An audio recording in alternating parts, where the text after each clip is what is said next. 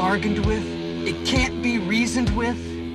It doesn't feel pity or remorse or fear. And it absolutely will not stop. Ever, ever, ever, ever, ever.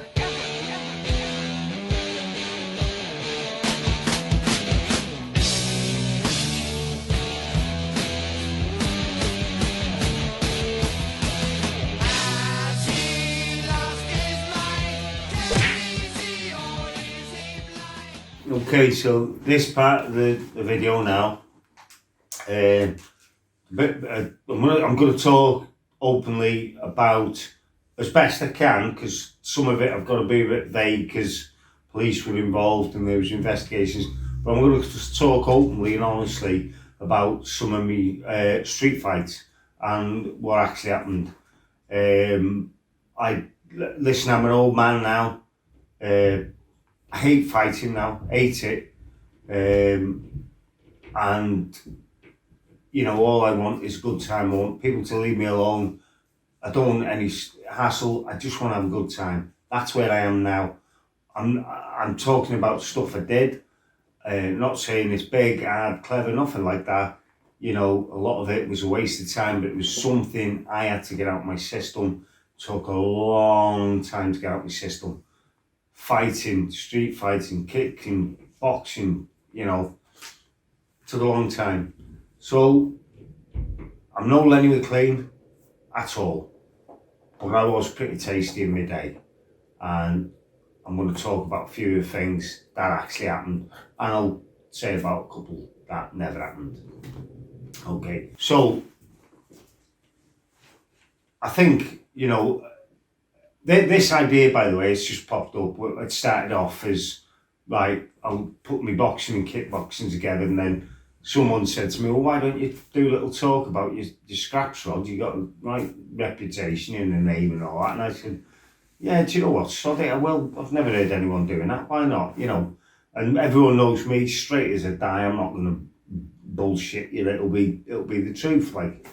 So where did it start? Where's my aggression come from? Why was I aggressive? We start off childhood. We were okay-ish. I would say poor, really.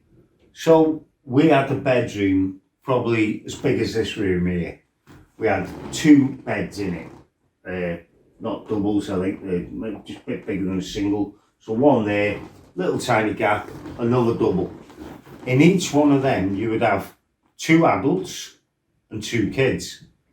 Adi and Mark, my older brothers, me and Kev the younger. 1 adult, 1 kid in each one.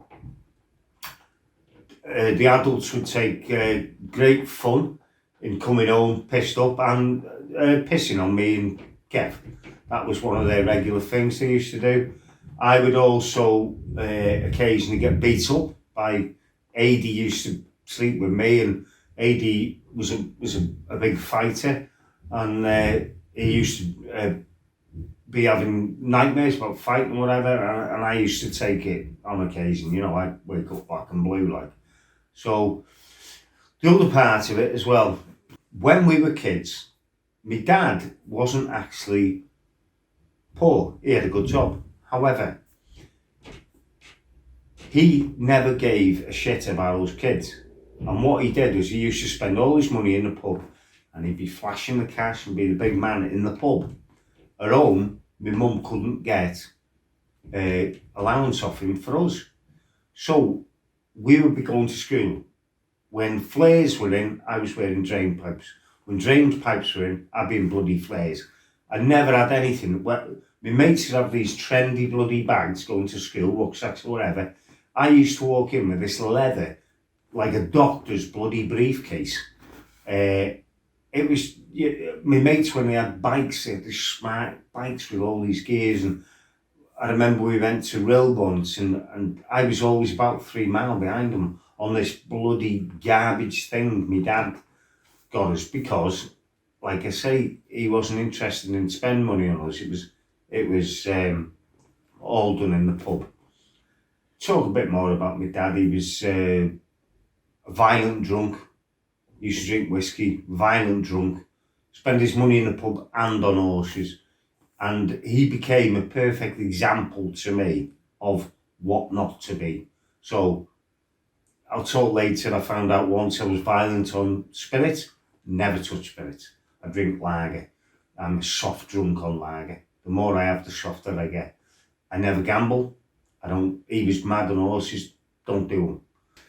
So 2 times a year, me and my brother would go out. He would do something with us, which was, we were his carriers for when he went mushroom picking and nut picking.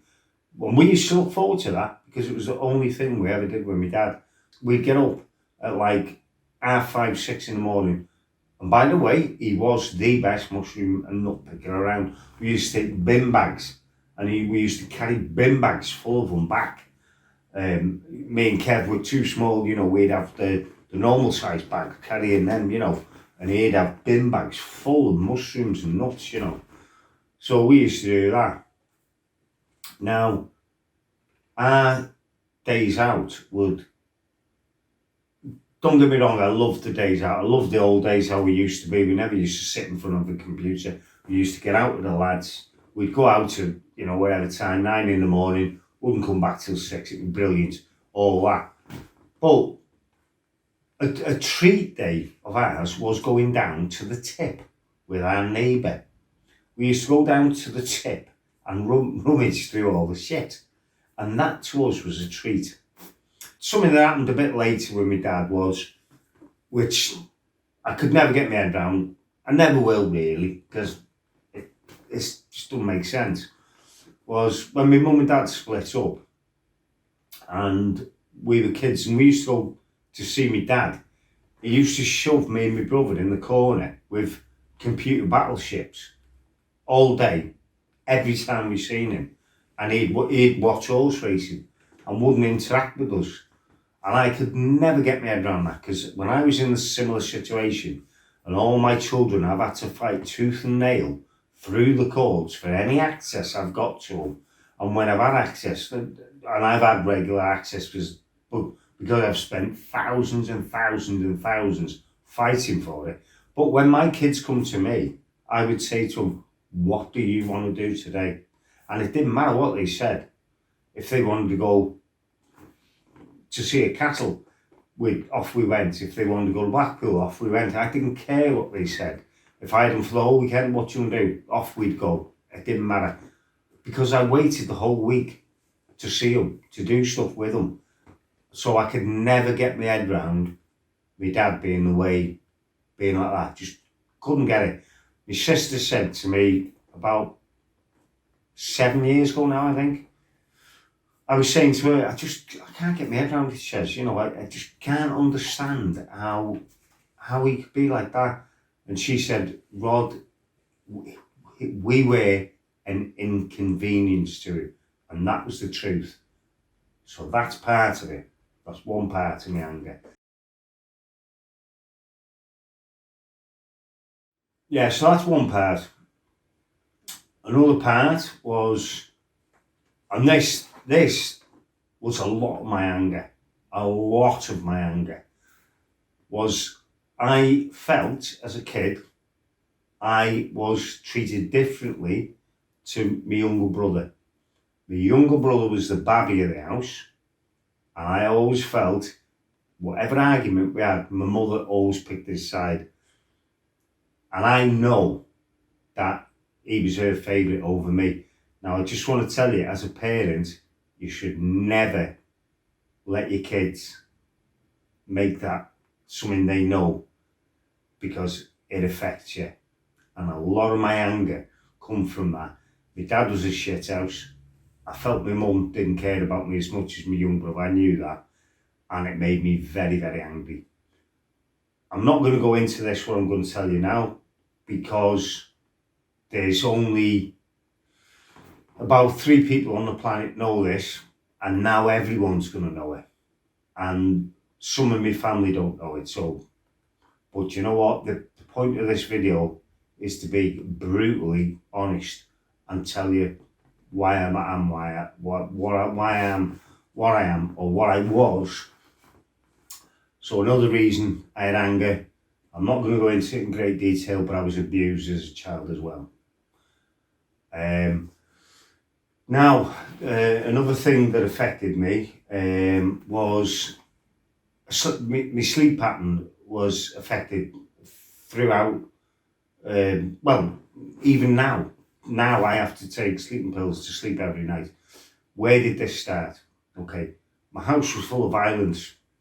They'd be screaming and shouting. My brother used to fight. My eldest brother, Adi, used to fight with my dad. I remember seeing blood over the doors. I remember one occasion the door was split. There were wooden doors that split and blood down it, you know, and we used to see all that sort of stuff and hear all the shouting and all that. And I think my sleep pattern got disturbed when I was probably a baby. So I used to have blackouts in primary school all the time. In assembly, blackout. I'm going to come into that later, because the first job I had was that when I was 16, labouring was the first time I had a proper sleep in my life, and that became a drug because I'd never slept properly before. So then when my job became less strenuous, which was roofing, which is still a bloody hard job, I then needed to do training so I could sleep at night. So that sort of started me off on a path of training, which got me into boxing, you know, so it's all sort of relevant. My family, a bunch of lunatics, bar one.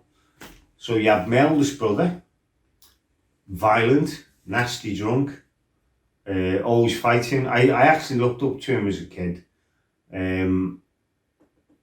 As I got older, some of the stuff he did, it was the next brother down, Mark, who I absolutely adore, and realised, my God, he's the hero, not you, you know. So you had AD, violent, then you had my sister, who was older than us. Now, she was I think maybe the second hardest in the whole school. That included lads when she was in school. She was a bloody nutcase. So, like, you'd have me and my brother, my younger brother now, Kev, another lunatic. At one point, he used to fight more than me. Every single week he'd go out and have a fight. We'd be fighting. So, AD, I've spoke about him with his fighting my dad. He used to fight all the time. My sister, so this has been my sister. Me and my brother would be mucking about as you do. She'd come in, grab us, headbutt us, knees in the balls, boom, smack us, boom, like that, out we go like. And that was my sister. She used to knock 7 bells out of us. You wouldn't believe it now to see. By the way, we're all a close family. We're all close. My eldest brother's dead, but the rest of us very close. We all get on brilliant. We are, as my sister-in-law says, a functional, dysfunctional family. We get on, we look after each other, we all got each other's backs. So when I say these things, they mean nothing. You know, I love my sister, I love my brothers, you know. I remember one thing that happened, and quite funny really. I went into primary school one day, and when we used to see nurses, then the nurses used to come. Anyway, the nurse says to me, because we teach like this, and the nurse said, "Oh, you've got mumps." And my reply to her was, "Oh, no, that's not mumps. That's just where my sister's been hitting me." What the hell did they think? I wonder what they thought. And I thought, this swelling on my cheeks, I thought was where my sister, the night before, had been knocking 7 bells out of me. But it wasn't, it was mumps. So that was my sister, right? So, my younger brother. Yeah, there was an occasion where he used to come at me with knives, by the way. He couldn't beat me. He was about a year and a half younger than me, something like that. And he used to come at me with knives, like, you know. And I remember one time I was in the kitchen, and he's come at me with this knife, and he wasn't messing about. And he's gone to stab me, and I just grabbed a chair like this, and as I fell back, the chair come here, and the knife come through the head of the chair, and and was about that far off me, and I'm like, obviously I threw the chair down and leathered him. Another occasion, which was a good one, again, what a lunatic, wait till I tell you this one, listen to this. Me and one of my best mates, Andy Jones, we sat there like that, my brother's here, I think Andy was there, and we just sat watching a movie, and just out of the blue, my younger brother goes like this, fuck off, like that, right in me bollocks. I'm on the floor, and I'm like, my balls are up here, oh, fuck yeah. And my younger brother goes, Kev or Gin, I call him, and, oh, sorry, lad, sorry. And I'm looking up, you're dead, you're fucking dead. Oh, you're dead. Sorry, lad, sorry, you're fucking dead. Anyway, I get up. I says, grab him, Andy, I've got hold of him. Put him on the floor. I said, hold him down, Andy. Andy's got hold of his top half. This is not nice what I'm going to tell you. If you don't want to hear it, shut your ears, it's just the truth. And to be honest, by the way, again, we laugh about this now, being me and my brother. Andy's got hold of him. I hold his legs open like that, and I'm smacking him in the balls like that, and there's tears coming down his cheeks. When I finish, I says to Andy, I run upstairs into the only room that had a lock, the bathroom. I used to lock it and push me back against it in case that went. I shouted down to Andy, run, Andy! Andy says, what do you mean run? I said, fucking run, Andy! I legged it upstairs. And I says, lock the door, Andy, put your foot against it. I hear the door rattling, I know he's gone for a knife. Up he comes, trying to bang his way into the bathroom. Then he leaves me, now he's going for Andy now. I'm like, keep the door shut, Andy! And then he's pushing on the door, and as it's opening a little bit, he's pushing the knife in. It's like something out of that, The Shining, you know, Johnny's home. And Andy's shouting up to me, Rod, he's trying to fucking stab me. I'm like, don't let him in, Andy, don't let him in. So there's a couple of me younger brother for you.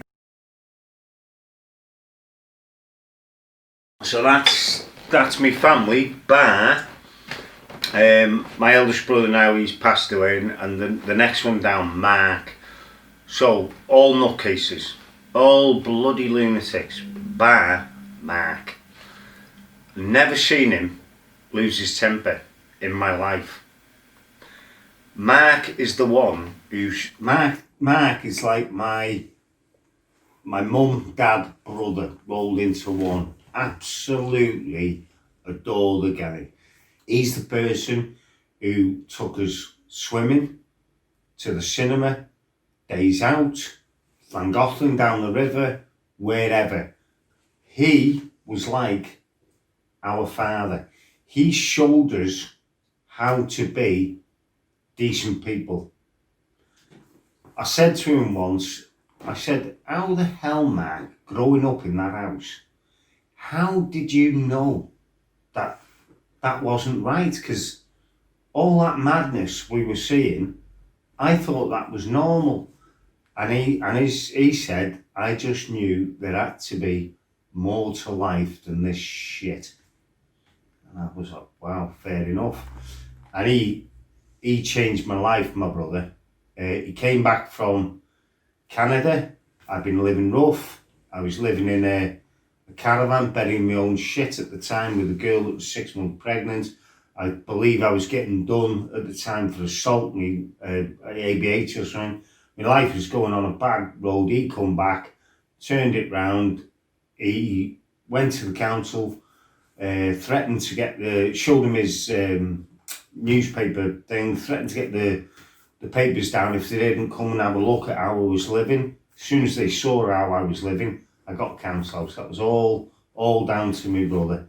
Absolutely adore him. So he was like so different to all of us, and he's changed us immensely into the people we are. All the morals I've got, and that's all down to him. That. So that's Mark.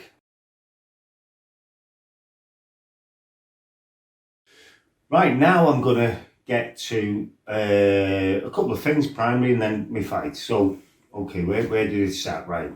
Found a pair of me boxing gloves in my house, and I used to take them to primary school. I used to get in trouble. So I'd take them to primary school, and I'd spar lads, usually the ones a year above me, and they might beat me, you know, they might give me a cut lip or a bloody nose or whatever, but it never put me off. I always wanted to go. So I go back, spar again, they might give me a black eye. I go back, spar again. The next time maybe I'd split their lip, and then they'd go, not sparring you again, Rod. But with me, it was, I just, it didn't matter. I just wanted to fight, wanted to fight. I'm going to tell you the funny story, and then I'm going to get on to me some fights, and I'm going to tell you about me one in primary school that, you know, is quite like bizarre really. You'll think, well, how the hell did he think of that? And I don't know the answer to this. But okay, another thing, it's quite funny. So my two best mates, they still are, Andy Jones, Kevin Roberts.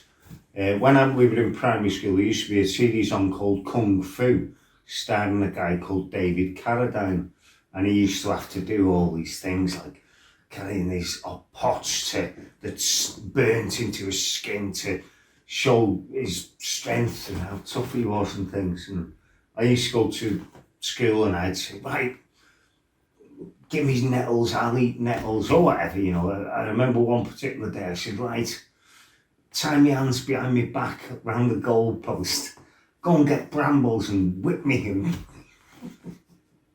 So Andy and Kev are whipping me with nettles and brambles. I've got my arms tied and the teacher comes out, oi, oi! Carter's all off to the headmasters. So the headmaster, this headmaster, by the way, I've had the cane off him, the ruler across my hand off him, all sorts. Do you know what? I never held it. I loved that headmaster, still do. Oh, adored him. Never held it against him doing that. He done that to me because I knew I'd been naughty, and I was like, I got it for being naughty, and I think we lost our way a bit of that. Anyway, so what's going on here, Roderick? This isn't like you to let people pick on you. And I'm just there quiet like, and he says to, and I'm surprised at you two. And Kev's going to kill me for saying this, but he was crying. I've only ever seen him cry twice. I'll get on to the second one later. And he goes, but sir, he asked us to do it. and the look on the headmaster's face, you know, was like, you know, you twisted little monkey sort of look on his face. I don't know what the hell, you know, he thought.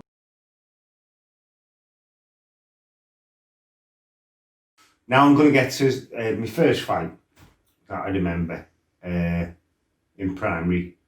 There's a couple of little things. I remember I used to get the spread rumours around that there was going to be a fight and it was going to be me and then everyone against me, and to get fights, you know, it was all different silly little things. But I remember I spoke to Kev about this and I don't think he remembers it. I was in Trident with Kev Robbs, and there was about 10 or more lads, and they come over and said, are you took Rod Jones? And I said, yeah.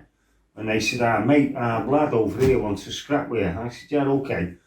Now, as I'm walking up to this lad, I can see all his mates around us, and I've already formulated a plan in my head straight away.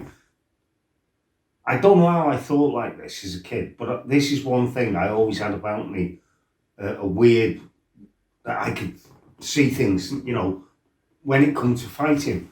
So I've gone, right, I can't beat this guy, or all his mates are going to kick 7 bells out of us. I'm gonna make a draw with this lad. So in my head, I already seen in my head what I was going to do. I comes up to him, spits in his face. As he goes to wipe it off, I hit him, grab him round the neck, get him to the floor, choke him, and make him say to his mates, it's a draw. And I often think, how the hell did I think of that in a split second? as a child in primary school, I don't know. Don't know, but that's how it was. Another part of me was that my temper, and I'll go into that now. So I've got that temper. So as my mate, who I'm talking about, Kev Robbs, he's a hard lad, very hard, like. And I had that as like a temper, you know, where I could go from nothing to, you know, mental in like that in an instant. And I'll give you a few examples now. My mate Andy Brocklebank does a brilliant impression of me doing this, because he's seen my head go I don't know how many times, but he does a brilliant impression of me, better than I do doing it. So I'll give you a couple of examples. Remember how I said my brother tried to stab me on numerous occasions? He wasn't the only one who'd done that. I remember we were at a lad's house playing darts, and he went to take the darts, and it was my turn, and I grabbed him out the dartboard and I shoved him in his back. Horrible, I know, really nasty. I'm not here saying it's a good thing, I'm clever, I'm just telling you things that happen.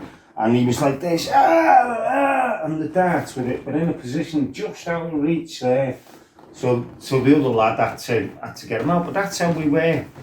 Very, very violent as kids. Now, I'll give you a couple of other examples where my temper. So, I'm with Andy, and we go to, because this all comes relevant into, you know, me fighting and stuff. We go to a party in one of this, we've been invited by a girl from in the Tiv, and we walked into the party, there was no one there, there was a few lads, so we said to the lads, right lads, we're just going to have a beer, we'll walk down, we'll have some beers in the pub, and then we'll bring some crates back, which we did. However, in the meantime, these lads have told the girls, these cheeky sods come in here, nicked our beer and buggered off. So when we come, now, the girls, I can hear her all night giving it, fucking bastards, blah, blah, blah. That's it. And we're sat in the room, and there's all people around like this, and one lad's playing the guitar, and they pass round this joint, and it was the best joint I've ever had. And I had it, and I said, looked at Brocky, and I said, oh, I said, bloody hell, that's good. I said, that is the don't do drug kids. I said, that is the best spliff I've ever had. I said, bloody hell, I feel so relaxed. As I'm saying it, I can hear the squeal in the background. I feel so relaxed. Fucking hell! I jumps up at my seat. Shut your fucking mouth now, or I'll fucking twat one of these bastards. The guitar stopped playing, the whole room's like, fuck. Because they've heard about me, who I am, and me there. Oh, my fucking head come off, gone from, oh, this is that, I feel so fucking relaxed. Oh, this is so fucking hell. Now, my mate does a better impression of me than that. I storms out, I'm in that much of a fucking temper. I slams the door open on my own fucking head, split my head up. I'm stood out, it's pissing down with rain, all blood coming down my face. Brocky comes to the door laughing, like, because I've lost my temper again. And I'm like, well, fucking hell, suppose I better fucking walk home, hadn't I? And off I went. I'll give you another example with Brock. Very similar. We used to work away on the railways, and we used to finish early, and then we'd go, you know, for a swim, or some of the hotels had pools and that. This one, we went for a swim, hot tub, sauna, you know, the lot. We're coming now into the wet room. Brocky's here, I'm here. It's a wet room with a tiled floor. I'm saying to Brocky, by the way, and remember what you've just said, I'm saying to Brocky, oh, do you know what? I feel so relaxed. I've had such a lovely day. Oh, God, I feel so relaxed. I do my shorts out on the floor. We're in a wet room. in the background, this voice, would you do that at home?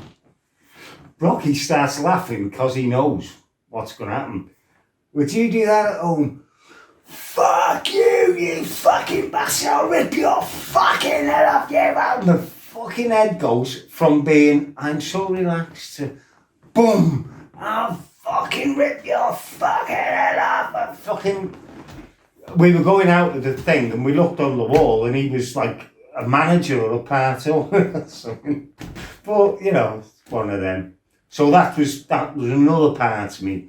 So I had the thing where I could see things coming, and I had the thing where my temper went, you know. So I was 16. We went to a club in Wrexham called the Centenary. Me, Andy, Kev again on a bus. Kev was Trident, me and Andy were Pontybalkin. We were on a bus full of Leeswood lads. Full. So we've had a good night. We're getting on the bus. As I go to sit down, this lad was 17. He's done a year's work. He's developing muscles. I'm like that. And he was hard, by the way. He was a year older than me. He was hard for his age. I was hard for my age. And he says to me, sit there and you're dead. Now, remember the bit I said where things go through my head, what to do, like that, split second. And I've said to him, what did you say, mate? I had heard what he said. I knew exactly what he'd said. I just wanted him to say it again, so I hit it. So as he's saying it again, I said, I've hit him, and I'm on him. And then all the Lisa lads were on me, kicking 7 bells out of me back and all that. And then and he comes, me and him become, I'm not going to say his name because the poor guy has passed away now. Me and him become massive friends, and I'm going to tell you some stories about him. So that's another example of how things would go through my head, what to do. Another part of me, so you've got the temper, you've got the thinking like that. Another part of me was, I always had fighting on my mind. Again, you know, bloody hell, I wish I'd just been, you know, out for a laugh, but I never picked on anyone. Anyone that didn't want it, never did that. But it would always be on my mind. So if I went for a pee, I would go at the far end of the room so I could see people coming through the door in case it was someone I'd had bother with, you know, stuff like that. Always in the back of my mind. Another thing I had, which a lot came from boxing, was good peripheral vision. So I can see things here great, you know. And I'll give you an example of that. I was talking to a lad who I thought was my mate. There used to be a bar in North Pole. Everyone used to get there. It used to be like karaoke and discos, and everyone used to get there. This particular day, I'm talking to this lad. Now, this lad here, to this side of me, here, he's got a neck like this, head like this, big massive lad. And I'm talking to this lad, and out of the corner of my eye, I saw him get up, and I knew he was going to stick one on me. And I jumped up, turned to him, and I said, get the fuck outside, you fucking big twat, or whatever I said. The doorman got involved and broke it up and sort of made us go. Oh, at this time, by the way, I was working now as a doorman at the Tiv. Now, after this happened, I was furious. I could never let things go. I was chasing this lad down, threatening I was going to kill him and all this, finding out who this other lad was. The week after, I arranged for a group of lads to come down with me to the pub. And we'll get these lads out, and I'm going to have them one at a time. I'm going to have old bloody Bullhead, and then I'm going to have his mate. Anyway, we goes down. The doorman tried to stop us coming in. A mate of mine, Gordon, Big Gordon, used to be a doorman, said to him, get back in that fucking club now. And he did. He went back, he went, fuck it. I've offered these lads out. They didn't want nothing to do. They didn't want it. At that time, Dave found out about it and gave me a right bollocking, and he said, Rod, you're not Rod Jones anymore, you're a Tiv Dorman. You can't, and it makes perfect sense, you can't be doing that anymore, because if you do that, you're going to bring trouble to this door. So that calmed me down a lot. That calmed me down a lot. Another occasion, a lad, very hard lad, a nutcase as well from Mould, offered me out, and I took my jacket off and I went to go out with him, and Dave made me stay in. He made me stay in. I done my head in that, but he said, "You're not here to prove how hard you are. You're here to stop fights." Again, it made perfect sense. Right, so now I'm going to tell you this. This is funny. Like, it makes me laugh when I think about it. So now I goes to my first job, Meadowsley Hospital, YTS, £17.50 a week. So in I goes. I'm there down here, in all my rocker stuff with Iron Maiden and AC/DC and Black Sabbath, Ozzy Osbourne all over my jacket, and jeans, ripped jeans and a jacket and all that, going as a rocker. I walks in, and who sat there? Two skinheads in their mod outfits. And I says, one of them was called Dabs, I think the other one was Skin. And I said, all right. And one of them said, all right to me. Dabs never said no, like. And I'm like, sits down. I'm like, fucking hell.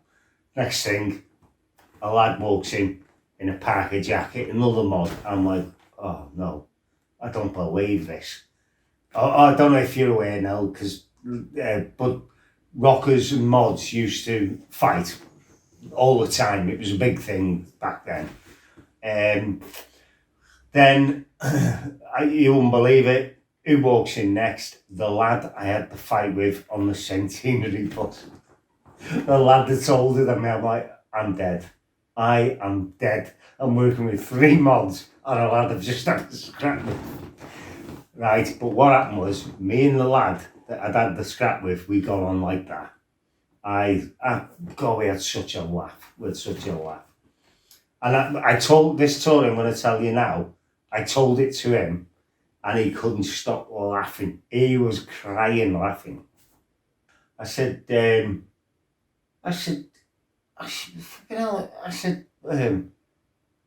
I was bloody shoveling before, raking up before. I said, Darbs hit me across the head with a shovel. He said, what did he say to you? I said, nothing. He said, what did you do? I said, I hit him in the face with my rake. He said, what did you say to him? I said, nothing. He said, well, what happened? I said, well, I carried on like raking like that, watching him. I said, and he carried on shoveling like that, watching me. It was like that scene off The Bodyguard where they have the fight and no one says anything. Bloody hilarious. Yeah, he's hit me across the head.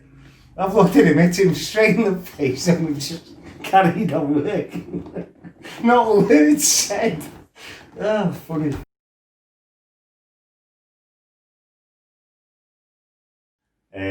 Now, I've been told this, I can't quite remember this, but lads have said, do you remember when you chased such and such through Congleton, through the high street? And I'm like, no. They said, oh yeah, so apparently this lad's whistled me on the roof, my belt's come off, down I've gone the ladder, he's off on his toes, I'm after him, all the way through Congleton he's gone into Greg's, I've gone in after him. He was begging people to save him. Boom, slid him down the wall. Don't ever whistle me again. He never did. So a couple of other things. When I was working on the roofs, I used to work with a lad who was... now this was before I boxed this. I started boxing while I was on the roofs, but before I boxed, I always used to put gloves on with anyone wanted to put gloves on with. I'd put them on because I could take a punch and I could hit hard. Although, you know, no guard, nothing, but I could hit with power. So this particular day, there was a lad we worked with, and he was one of the first British karate champions around the area or something. Anyway, one of the younger lads, he was saying something to the younger lad, and the younger lad said, "Oh, you wouldn't say that to Rod, would you?" I think he said to the lad, "When you come round sparring," and the young lad said, "You wouldn't say that to Rod, would you?" And he said, "Yeah, I'd spar Rod," and I heard him, and I said, when do you want us to come round? I'd come round tonight. And he said, "No, I'll tell you what, come on Thursday." I said, "Yeah, okay." So Thursday goes round his house, knocks on the door. "All right, we're having this sparring." Yeah, no gum shields, nothing, nothing, like, just get the gloves on. And so when I put the gloves on, he said, "Right, I tell you what, Rod, we'll go light." Well, I didn't know what light was. I'm like, bloody hell, so I'm trying to hold my bands back, not to hit hard. It was unnatural for me.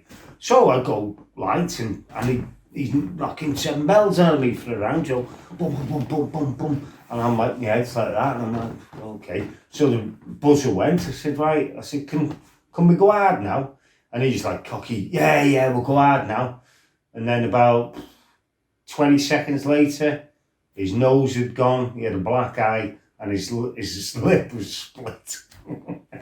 And he threw the gloves off and went, "That's enough." Yeah. So we went back to work, and he sort of had his tail between his legs then.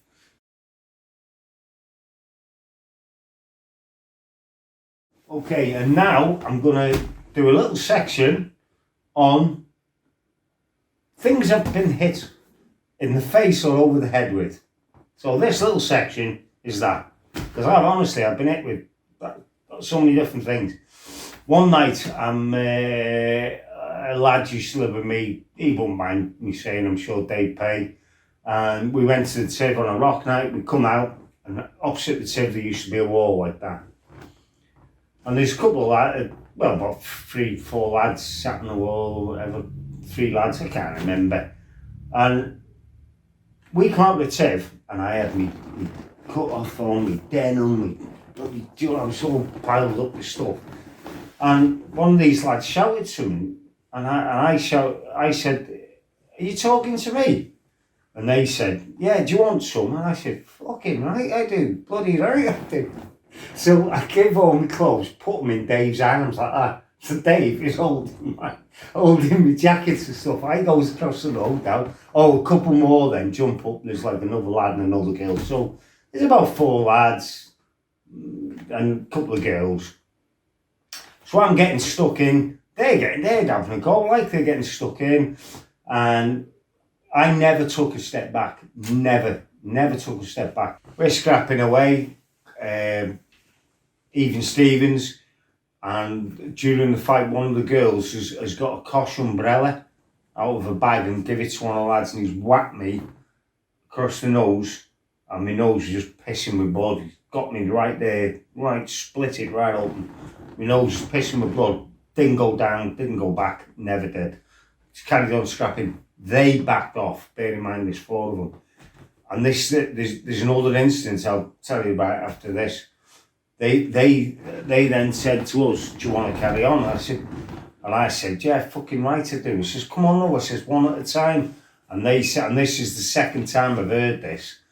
Sorry, this was the first, but you're going to hear it again. And they said, "Now we fight as gangers, you take us all on at the same time." So I said, fuck it, that'll do me then. So that was that. So then, now the other one, and I'm very tempted to say your name because you weren't truthful with the other lad. Yeah. Now the other one, he's a big lad. I'll tell you what, I'll give you his first initial, F. There, that's his nickname. Big lad. And this is the other one. And I know I'm very tempted to say your name because you never told the other lad what I'm going to say now. Because about a year ago, the lad, I talked to this lad that I hit. I talked to him, he's a good friend. And he said, "Why did you never have a go at him?" I was the hardest. And he said, "Just because he's bigger than me." I said, "Hey, I did. I offered him out and he shit his pants." But he never told him that. So anyway, so this is this situation. Oh, by the way, this now is a stage where I'm trying at this point now to let things go. So this is about, God, it must have been between 4 and 6 years later. And my brother, Kev, Ginny, phones me up from the mill and he said, oh, I'd just been roofing. I was in my van. All I'd done was short. It was boiling hot day, covered in shit. My brother phones me up. Rod, beep is here in the mill. I said, right. I said, how many of them are there? He said, oh, about 15. I said, right. How many of you? He said, oh, 4 of us.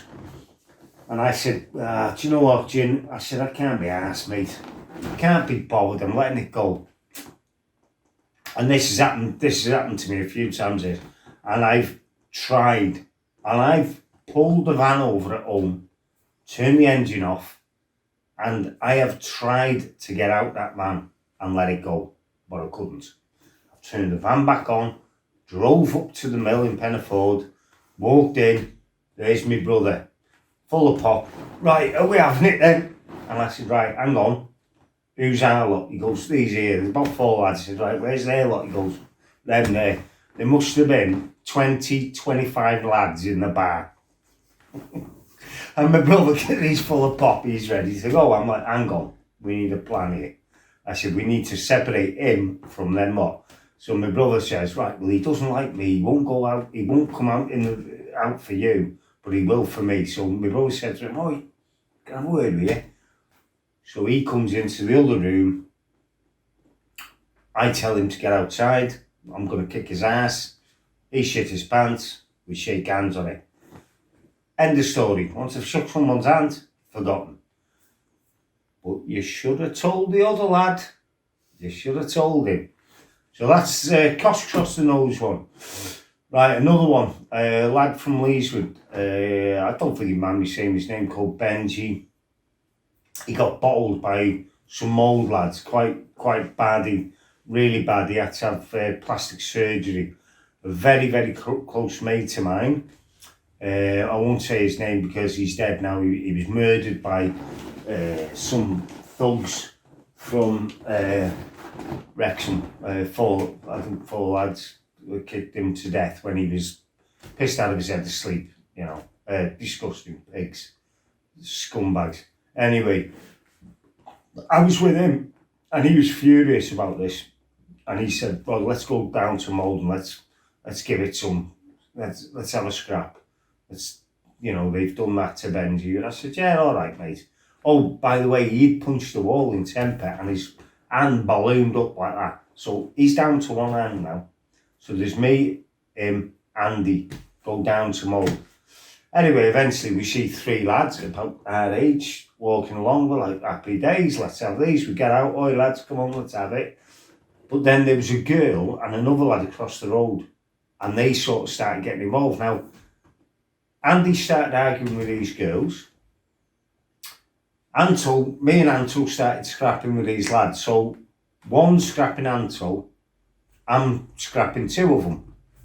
But they were doing that thing where, you know, where they go like that and then they go back, you know, and step back and you try and get them, they keep going. Well, one was behind me, one was here, and they were trying to, the one behind me was trying to attack, you know, and eventually the one behind got close enough, I turned around, bang, smacked him.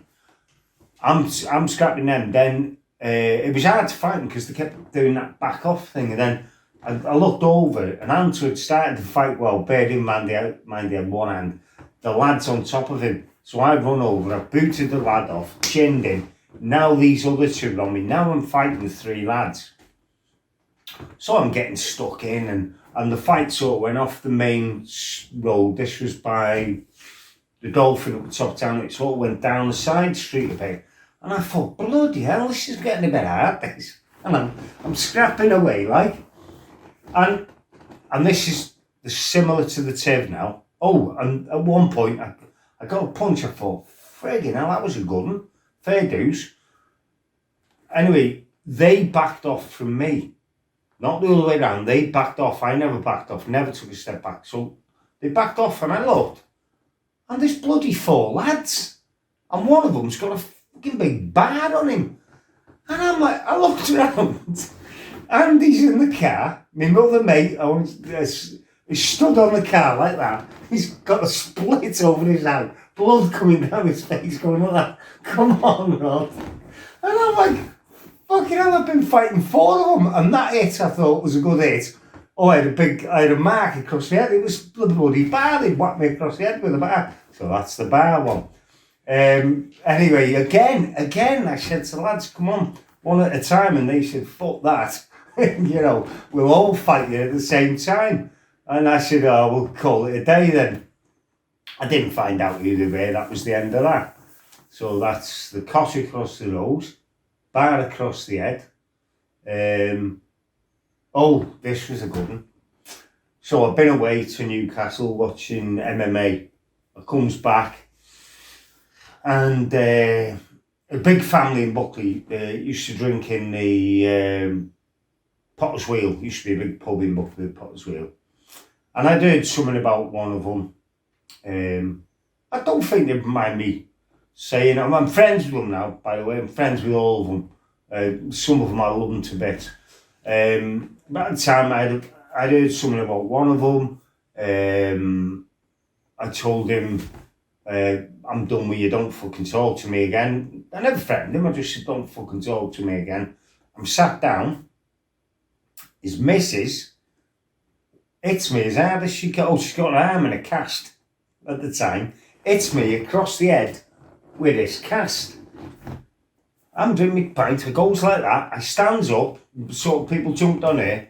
I says, go on, love. Her boyfriend's got hold of her. I said, go on, love. I said, have another fucking go. Go on, have another crack. I said, I wanted to go. I looked at her boyfriend. I said, you are fucking dead. So outside, I waited for him to come out. I went out before him, waited for him to come out. When he come out, all my fucking mates jumped on me to stop me getting at him. You fuckers. Anyway, a bit later, him and his brother, I got mixed up. And I saw him go into the toilet.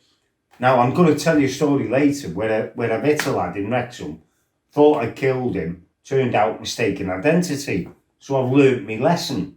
So this time I go into the toilet, I'm ready to hit the lad, but I get him and his brother mixed up and I've said his name, who I thought it was, and he said, no, it's... And I said, oh, all right, because I was going to hit him. A mate of mine at the time, I was going around now, I was in the zone, I was ready for this, that was it, didn't care how many of them there were, who they were, because big family, travellers related. Anyway, I wasn't asked, and I never was. I never give it toss.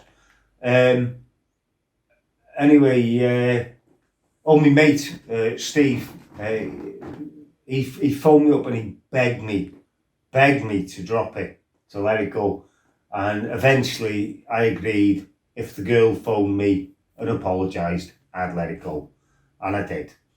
Now, I'm friends with all these people now, and some of them I'm really good friends with. And the girl now, I think she introduced herself to me about a year ago. Oh, I'm the one who hit you across the head with the cast. And we have a laugh about it, you know. And I think I've introduced her to my girlfriend, you know, and said, oh, this girl, tell her what you've done. You know, we have a laugh now. So I think that's it for the over the heads.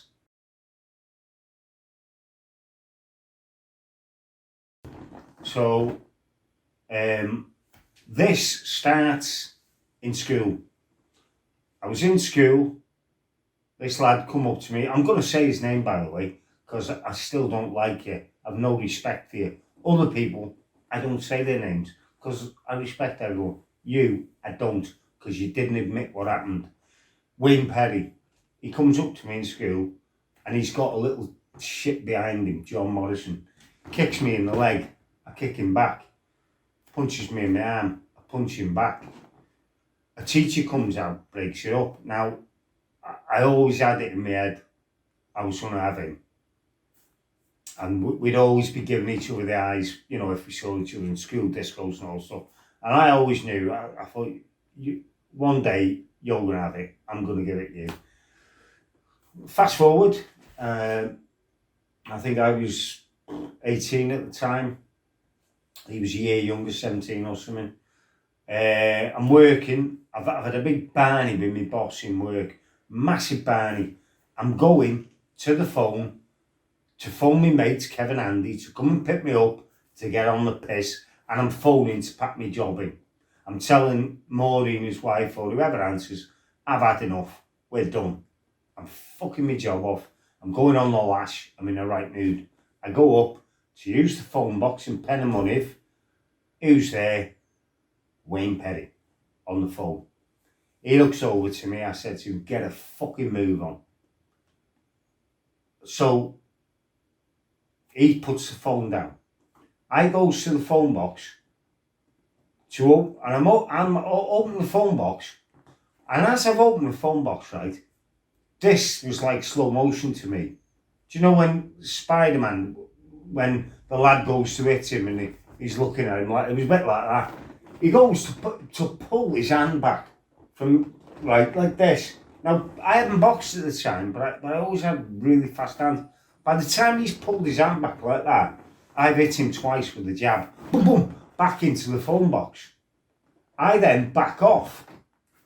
Now this bloody brainy get, instead of in his head thinking, hang on a minute, by the time I pulled my hand back, he's hit me twice. Oh no, he's come out, took another swing at me.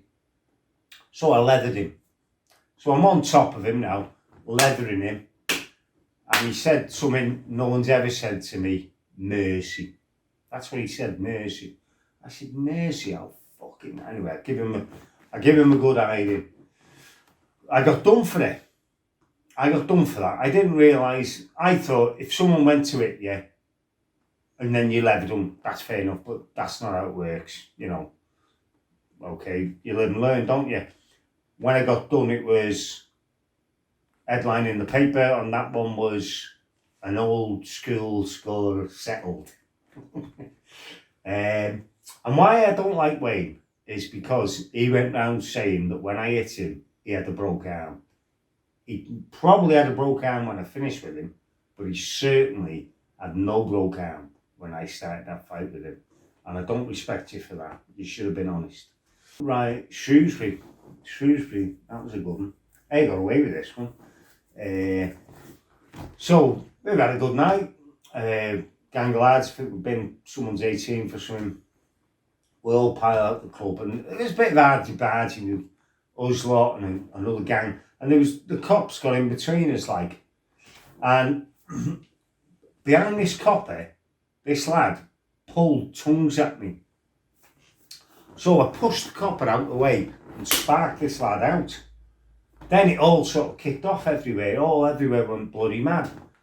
Anyway, it all sort of calmed down, and we were getting all the lads were getting on the bus, and there was only me and this one. I wanted to make sure everyone got on the bus, and this lad, and the copper was stopping the lad getting on the bus, and I said to the copper's got his back to me, and he's talking to the lad here, and I said, come on mate, I says, we're going now, we're going, it's only us to get on the bus, and we're out your there. And he turned around to me and he said, fuck off, sonny. And I grabbed him by the shoulders and I threw him across the road. And he went, I used to be bloody strong like with all labour and that. And he went skidding on his back, and I said, no, you fuck off. It gets the lad on the bus, three of them, boom, three coppers jump me, fucking wrestle me over to the car. They cannot get me to bend over to get in the car. Three of them couldn't do it. He pulls his truncheon out, hit me in the stomach, and I thought, yeah, fuck it. I bent over, in I go. I don't know what they were doing, but they were pissing about.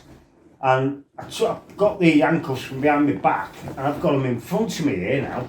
And I'm ready to do a fucking runner down the road with my handcuffs on. But I've dropped the seat, and I've gone to open the door, but they wouldn't open me with child locks or whatever, so I'm stuck in the car with the seat there. My handcuffs are here now. The cops come back in, yeah, you're fucking doing it. And do you know what I said? I was all right with them then. I accepted. I'm done. I'm here now. You've got me. And I started having a laugh with them. And we went down the cells, and I had a laugh down there. And, I had my brekkie in the morning and what have you. And I never got done for that. I couldn't believe it. I threw a copper across the road on his back. Never got done for it. And I think it's because I was all right with them. I was having a laugh with them after, you know. So got away with that one. Another one was this was quite bad. This I was seeing a girl at the time. Turned out to be a right nasty bit of work, Carrie, and she was telling me that when she used to go to Wrexham a lot, and I think I was working doors at the TIV at the time. I can't remember if I'd started there or what. And she was saying this doorman kept coming on to her, and I said, "Well, does he know you're seeing me?" And she said, "Yeah, I've told him." Well, that infuriated me. So I found out who he was. I found out that a friend of mine that I used to spar with called Moz, or Tyson, he still works in Wrexham, that worked with him. And I said to Moz, "I want you to set me up with him, a straightener." And Moz wouldn't do it. He said, "You'll kill him, Rod. I'm not going to do it. You'll kill him." And he wouldn't do it. Right now, we fast forward a few months now, or a couple of months. My girlfriend's going into Wrexham. Me and my mate Brocky, you've heard me talk about Brocky, we were going to like a party in Mark Wheel outside of Wrexham. The party turned out to be crap. We went, sod it, let's go into Wrexham. So we've gone in, we've come outside now with Central Station. It's the end of the night, the finish of the night. We've come out to Central Station. I can tell this because I've got done for it, so it doesn't matter. Some I'll be shady on, I won't issue details. So we come out, and Brocky goes to me, "Oh, there's Carrie there." And I went, "Where?" I looked over, hand in hand with this lad, and I'm like, immediately in my head, I'm like, it's this fucking door lad. It's this door lad that's been fucking chatting it up. So I start going over, Brocky's in front of me, "Hey Rod, calm down, calm it mate, calm it." And I'm like, I always say, "Hey, I'm alright mate, I'm alright, just want to chat with him." Obviously Brocky knew me better than that. This lad can now see I'm trying to get him. He starts walking over to me. As soon as he gets in range, I push Brocky out of the way, I hit him like that. Now I've caught him like that. So I've split his lip wide open, loosened his teeth, smashed his nose, he's sparkled, and he's hit the floor like that. And I looked at him and blood started coming out of his ears, and I thought, "Well, you've done it this time. That's it. He's dead, like, you've done it." I turned to Carrie, I said, "What the?" And I looked, it wasn't her. She did look the spit of it. And I went, "Oh, I'm so sorry. So sorry, I thought you were my girlfriend." Because she's like, "Yeah, I'm not your fucking girlfriend, you bastard, what have you done?" And I said, "Oh, I'm so sorry." Then his brother come over, who was a big lad, and I said to him, "Look mate, you've just seen what I've done there. Don't make me do it to you. I apologise, it's a mistake. I thought this was my girlfriend, there's a lad," blah, blah, blah. Anyway, off we went to the tax office now. I said to Brocky, "Come on, get out of here before the police come." So off we go now to the taxi office. I've got a split on my finger here where I hit him. I've caught his tooth, I have. And so I've got blood coming down my knuckles here. That becomes relevant because of what I'm going to tell you in a minute.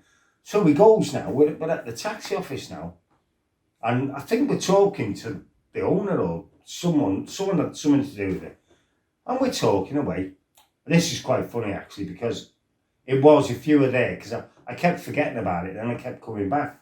This guy goes past us and he goes, I think he tapped me or Brocky on the shoulder, went, "All right, girls," and walked past us into the taxi office. And I'm mid-conversation with Brocky about the girls? And my head goes, and I go into the taxi office and I'm going to this guy like this, "Get your fucking ass out here. I'm gonna rip your fucking..." Now bear in mind, I'm pointing at him with a hand with Aussie tattooed across it, with all blood streaming down it. The guy must have thought, "Oh, what have I done here?" I'm like, "Get that fuck outside." Anyway, Brocky come over, the guy, calm me down. Oh, no, I forgot all about it now. Yeah, blah, blah, blah, blah. and we'd be talking about something, then it'd come back. I kept going, girls, ladies, and off I'd go. 3 times I went, 3 times that happened. I'd go, yeah, sure. Ladies, they kept coming back to me. I kept going in my fucking head. So the guy went, fucking get him in the next taxi now. Get him out of here. So we got the next taxi off. We went like. Anyway, I got done for that. I nearly went down. It was only, I think I was looking at 6 months. It was only, I had my eldest son living with me, that they couldn't send me down because what would happen with him? I got 160 hours community service, a big fine. I used to have to go and clean bloody cat shit and goat shit. You don't want to clean that stuff. Goat shit is the worst shit, man. Anyway, so yeah, I got done for that one. I think that's it with encounters with the law. But the ones I've been done for, then there's certain things I've got away with, and I'm not going to embellish because, you know, they've got their own person or whatever. And I'm not going to go into that for obvious reasons.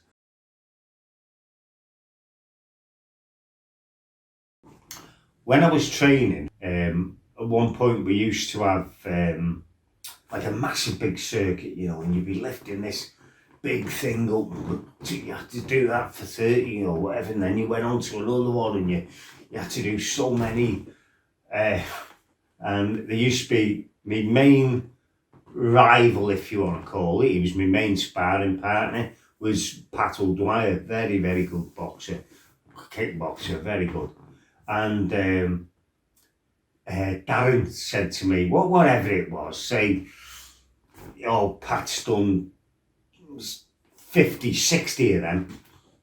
So I had to do like 70s, and it nearly killed me because I had to beat everyone. I had to be the best. I couldn't live with it.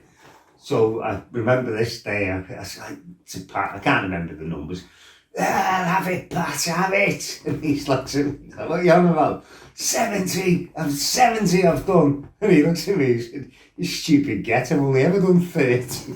And I looked at my trainer Darren's like that, you know, smiling, because he knew I couldn't live with it.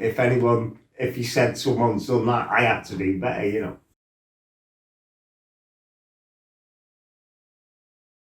Part of the reason I've done this was something the lad said to me a while back. I had a scrap with an hard nut from mould years and years and years ago. And this lad said to me, oh yeah, I heard about that. I heard you were going at it for 3 hours. And I said straight away, I don't fucking bullshit. I tell the truth about everything. That's one of the things, you know, that's top of my list, that I don't tell lies. And I said, no, that's bollocks, that never happened. That particular fight, it was a nothing fight really. It was like, you know, 5 minutes, 10 minutes. Developed into 3 hours. I don't know where the hell that come from, but that never happened. What happened was this nutcase, I'm not saying his name, poor guy's dead now, you know, all respect to him. He said something to me, I shouted, what are you talking to me? I knew we were going to have a scrap. He come over smiling like that. It's him. His girlfriend's got hold of the back of my hair. It was hard to fight him because she was swinging on the back of my hair. There was other lads knocking about, some of my mates, some of his mates, a bit messy. Eventually we come into close range and he was trying to bite me face. I had him like that, and he's going like this. And she's pulling on me, and I never hit a girl, but I had to get her off me. I had to. So I pulled her forward like that, and then I backhand butted her to get her off, and then I butted him. And I think I hit him as he went back, and it sort of got split up then, because it was like loads of lads. That was it. It was a nothing fight. And I was going to, as I always did, I never let things drop. I wanted to straighten her with him. That was how I always was. But my cousin Bonnie begged me to let it go. He said, this lad, you know, he's asked someone, he's ran someone over, he won't fight you a fair fight. let it go. And I just let it go. He said, if it comes to you, take it. Don't go looking for this one, Rod. And I took his advice and nothing ever happened, you know, and that's that. That was like, so that's it, that's untrue.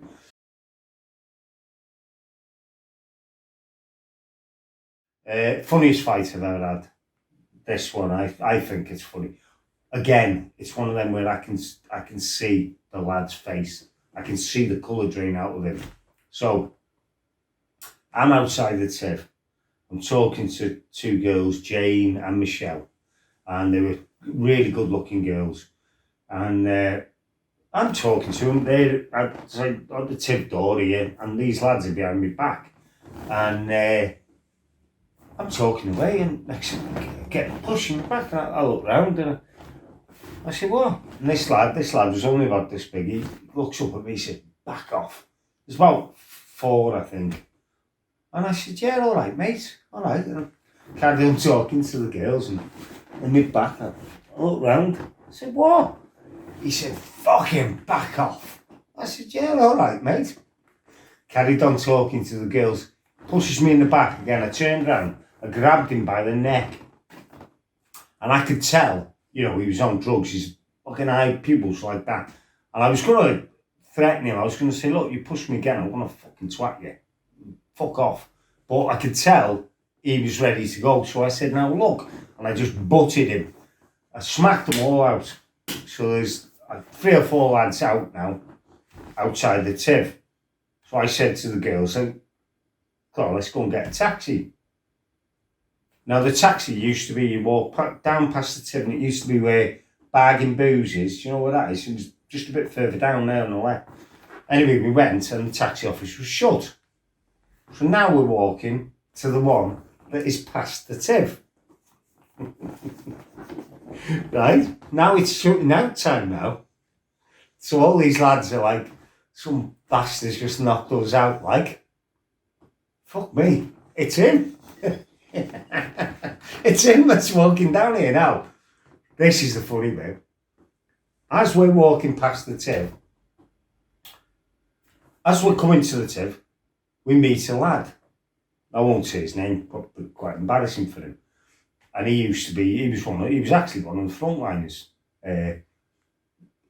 Never got that because he was a real nice lad, you know, and I didn't have him down as a fighter really. Anyway, so we've met him sort of just as we're going over Bargain Booze Hill, and how are you, Rod? Oh, nice, oh, mate, yeah, it's good night. Yeah, good night, mate, yeah, blah, blah, blah. Oh, lovely weather, isn't it?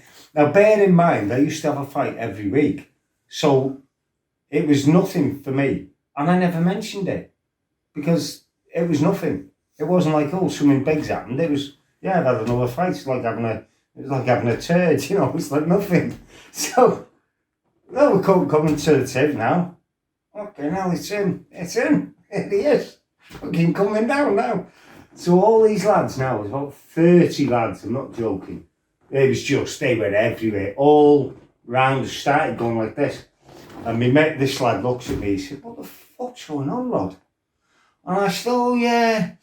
I said, I forgot to mention it, I knocked 4 lads out outside the TIV before. I said, yeah, brace yourself, mate, we're in for a kicking. And the blood, I've never seen, I've always said this, never seen colour drain from a person like that lad. He just went white like that. Anyway, so then, it all around us. And I just heard this lad was fucking have him. And he was sort of pushing through the crowd because they were all around us like. And as this big lad pushed through, I've just launched him. I dropped him, and it's the only punch I got in because it was like I curled up in a ball. The police were there as this was happening, but the girls were screaming at me, "You're gonna stop me! You're gonna stop me!" But I think they wanted them to have a bit of a kick of us to diffuse it, you know, so they weren't so pent up with aggression because 4 of their lads had been flattened. So anyway, so I come out of it. I think I had like a scuff mark here, a bit of a scuff here. And the poor lad, his nose is gone, his lip is out, he was polished. So I thought that was, sorry Sorry, mate, but you know who you are. I still think it's funny, right?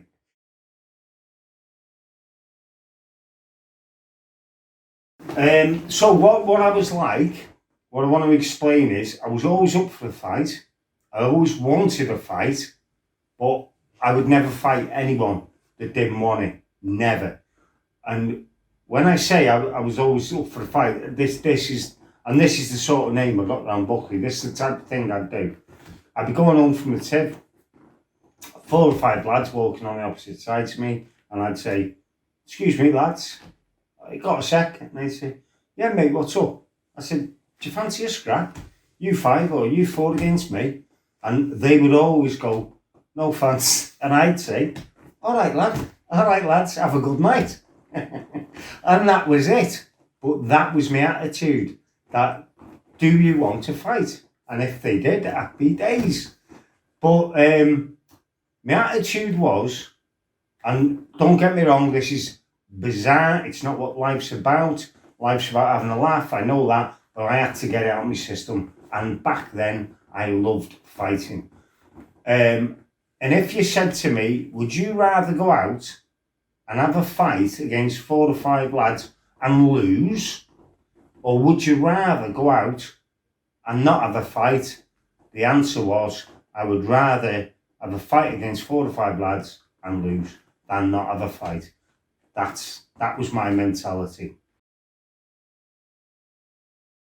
All right, okay, I'm here for my second sitting with my mate Pete to do me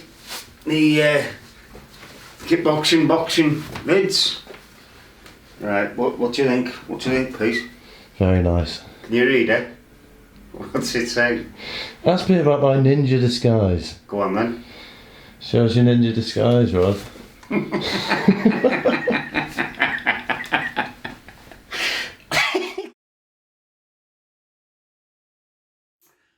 Okay, so since I last sat down with Pete, every now and then me and my brother have a ban.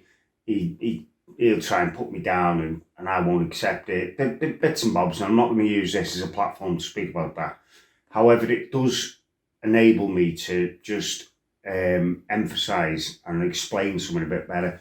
Where I said about that my mum treated us different, this is what it was. A lot of times, Kev would say to my mum that I'd hit him, and I hadn't. And my mum would come in, clack me, he'd get a hug and give me a little cheesy grin round the corner.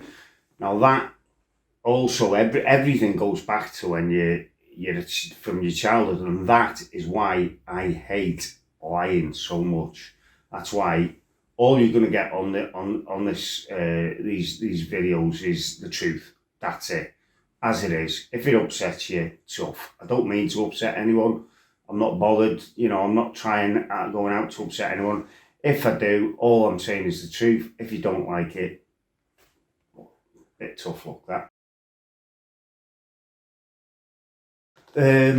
Yeah, I forgot to mention on the fight I had, the one outside the Tiv, where I put the jackets into the lad's hand and I went across and I had, I don't know, 4 lads and a couple of girls or what were with them or whatever it was. Yeah, I forgot to mention, there was only 2 I was interested in getting hold of because the other ones were below me. There was a couple of the lads were tough lads. I forgot to mention, I met one of the other ones. I saw him in the co-op in Buckley. I think it was called Gateways then, I can't remember. And I threatened him and he absolutely cacked his pants. But I said to him, I'm not going to hit you because it'll make me look bad. I said, that's the only reason. I'm not wiping the floor with you right now. And he absolutely cacked it. Another one of them I saw outside CS Glazers, which is on the main road going into Buckley, and I give it him down the side of CS Glazers. I wasn't 100% sure he was the right lad. Otherwise, I would have given him worse. But me and him, as with a lot of people I've had fights with, me and him are good mates now. Another thing that's happened recently, just reminded me, just a little throwaway one. A lad, I was training a lad up called Reese Edwards, and it just reminded me of a little tiny story that sort of, goes away to explain what my mentality was as a kid. This is a story including his dad. So, I'm about this big little kid. His dad was always bigger than me, bigger like this in school. And I used to go up to people and say, hey, yeah, you hit me twice with the boxing gloves, and then I'll hit you once. So his dad puts the gloves on, bang, hits me like, I say, oh, good shot. Go on, give us another one. Bang, hits me with his other hand. I said, oh, great, good shot. Right, my goal now. So he took the gloves off and threw them on the floor, and I've turned round to get them. And as I'm putting them on, I turned around, and his dad's run up the road. Keith Edwards, I still owe you a punch. And he's ran into his house. And I ran up after him as a little kid, knocking on the door, saying to his mum and dad, get him out, I'll fucking kill him now. He's gone up the stairs, like. Anyway, that's just a little one. So, bear with me on this part of this interview, because it's a Monday and I always get hammered on Sunday, so I'm hungover. So bear with us.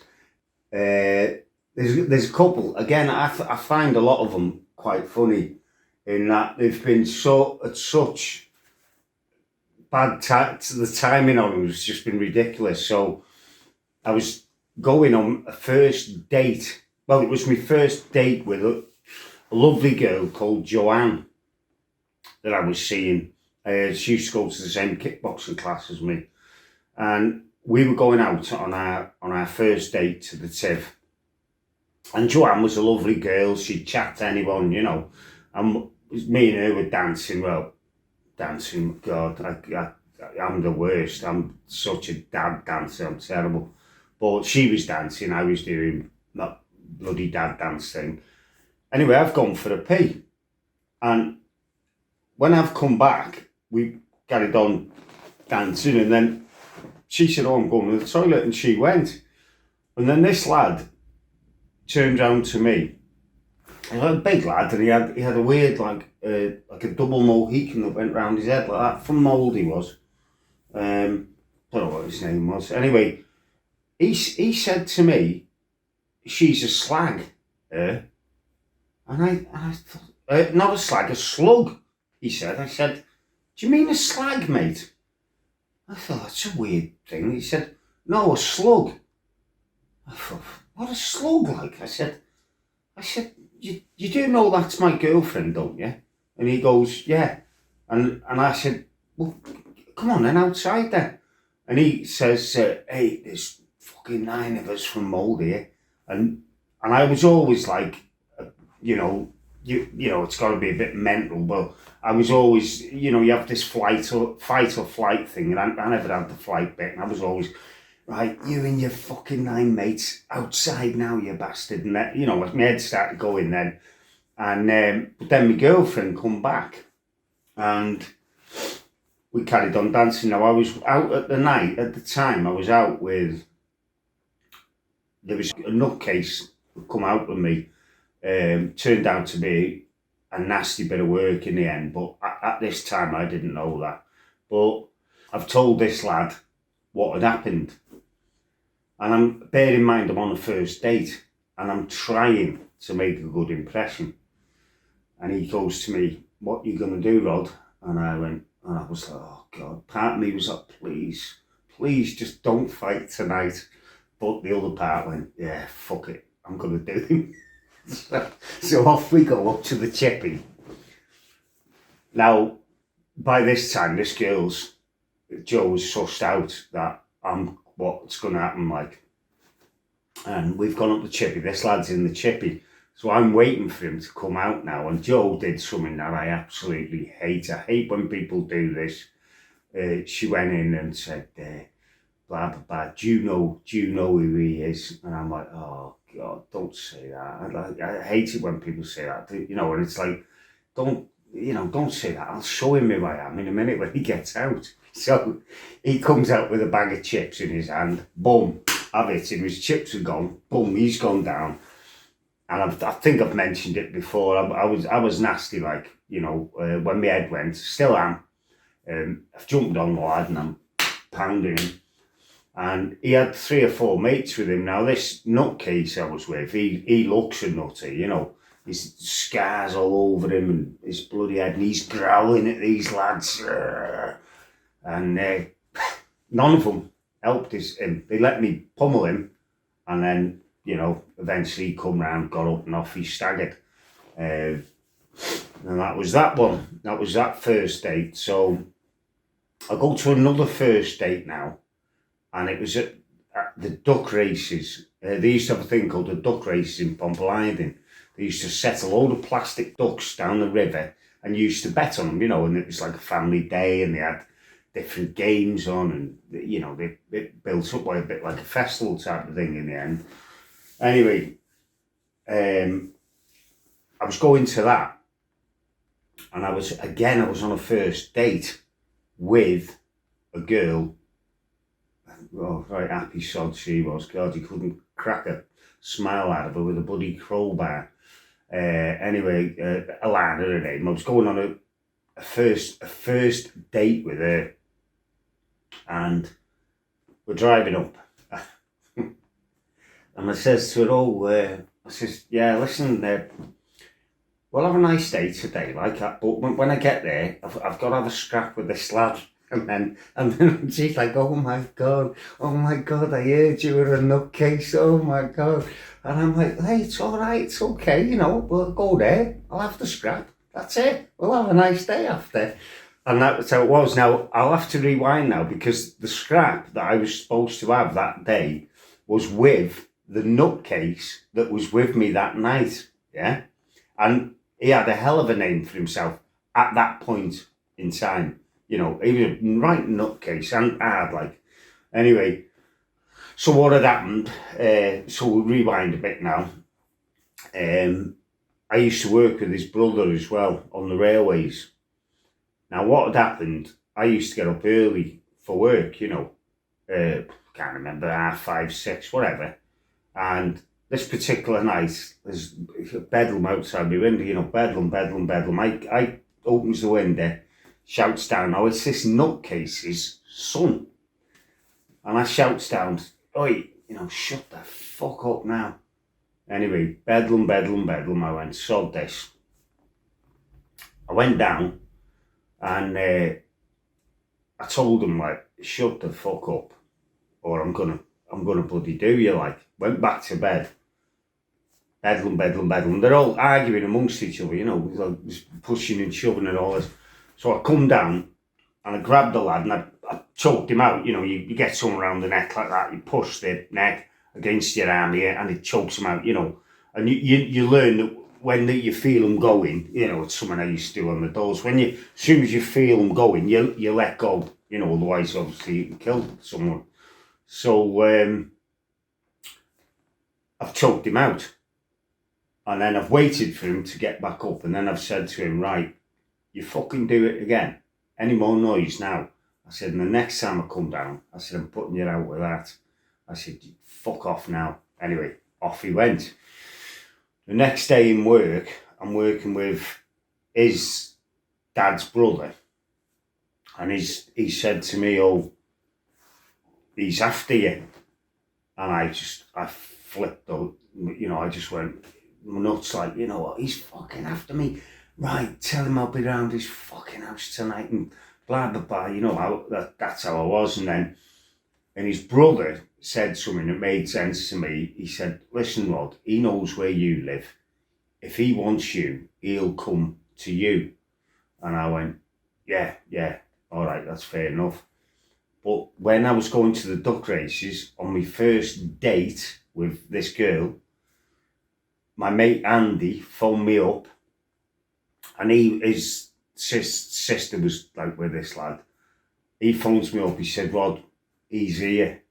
And I said to him, right, you and your brother stay the fuck out of the way and let me and him have a scrap. I said, do not get involved. He said, yeah, okay, Rod. So anyway, I went up. He's there at the bar.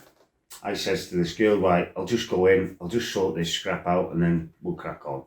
I goes in and I taps him on the shoulder, says, come on outside. And I couldn't believe his response. He said, I don't want any bother, Rod. And I honestly, I couldn't believe it. I'm like, what? I just couldn't believe it. I don't want any bother, Rod.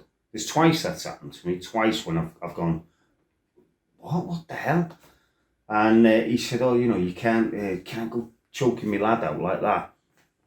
And I said, well, you know, he was making a racket, you know. I said, I didn't chin him, like, I just choked him out. And he said, oh, you know, Rod, I said, well, I know what I'm doing. Anyway, we shook hands. That was that. So there's another first bloody date where I almost had a scrap. Yeah, but back to that, you know, fight no flight thing. I don't know if my mate will remember this, Cath Island. We were up in there used to be a room in the Cross Keys. I used to work the doors in the Cross Keys, but I was off this night, and I was head banging, you know. And I never realised anything was going on, you know, because you get pushed and shoved when you're head banging. It's just part of the game, like. But my friend, I went to the toilet and my friend come down after me, Kath, and she said, Rod, are you all right? And I said, yeah, what are you on about? She said, there was a lad kept pushing you in the back up there.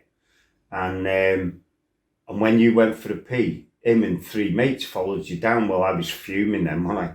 So these three, next thing, they walked through the door and I'm like, right, you four out fucking side now, the fucking 40 of you bastards.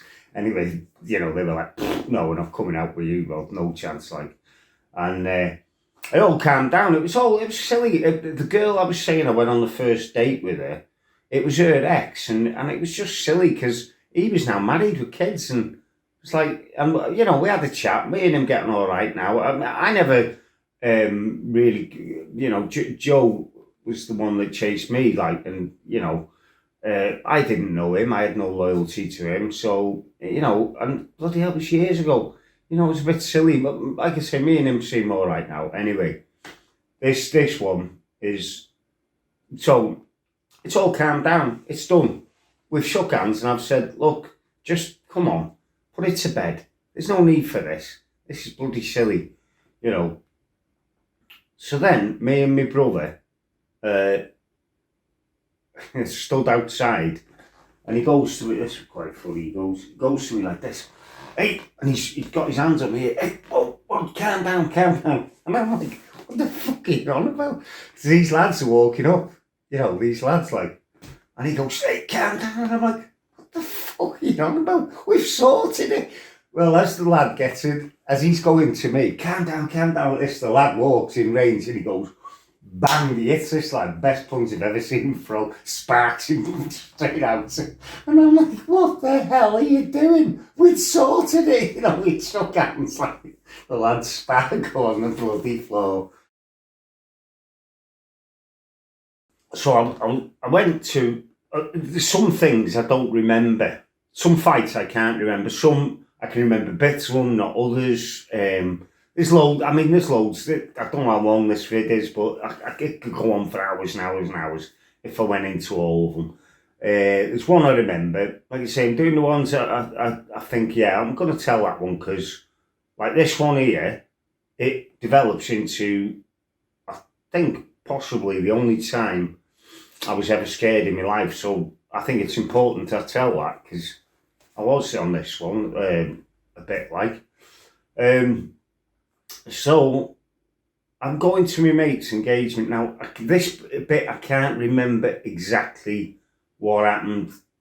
I can hardly remember it at all, to be honest. But apparently I've got into an argument with a few lads, and I believe I've ended up giving them a pasting or something. I was told that one of them was hiding under a car, and I was trying to boot him under the car, like. Anyway, I've then carried on my journey to the community centre to my mate's engagement. And anyway, we had a great night. Peed out of our heads, as we always were. like I say, I don't like saying names because most of these people I've had fights with now, we're good mates, and some of them have passed away and all that, and I don't want to be disrespectful, but trust me, all these individual fights, everyone knows what I'm on about, the ones that are involved in it. So now what happened was we've come out of the engagement now, and then this upset me. A few lads went past that I knew, and they knew that a gang of lads were coming for me behind them, and they never told me. And I was friends with some of them, and that upset me. That anyway, down they come, and this one lad, anyway, I give him a pasting, and not proud of it, to be honest. I'm not, like, because he's a cracking lad and he's a good friend, but it was what it was. Anyway, as I've got off him, this other lad, who's a tough cookie, like, he is a hard lad, and I respect this lad, and I'll get to that in a bit, but he's come at me, and one thing I'll say about the lad I leathered, he never give up, and bloody hell, I made a mess on him, but, he didn't want to give up, like. Anyway, I've got off him. I'm knackered. I'm out of breath through punching this lad. So I've got up, and this other lad's come at me now, swinging punches, and I'm going to him. Let me get, I'm like, said, let me get my breath back and I'll fight you. Said, give me a minute. And he's coming at me. But as he's come at me, he's pushed my mate's wife over on the floor. And one of my best mates, his name's Kev Robson, and he's a tough cookie, like. And he's not a lad that you want to give the first punch to, because his first punch is a belter.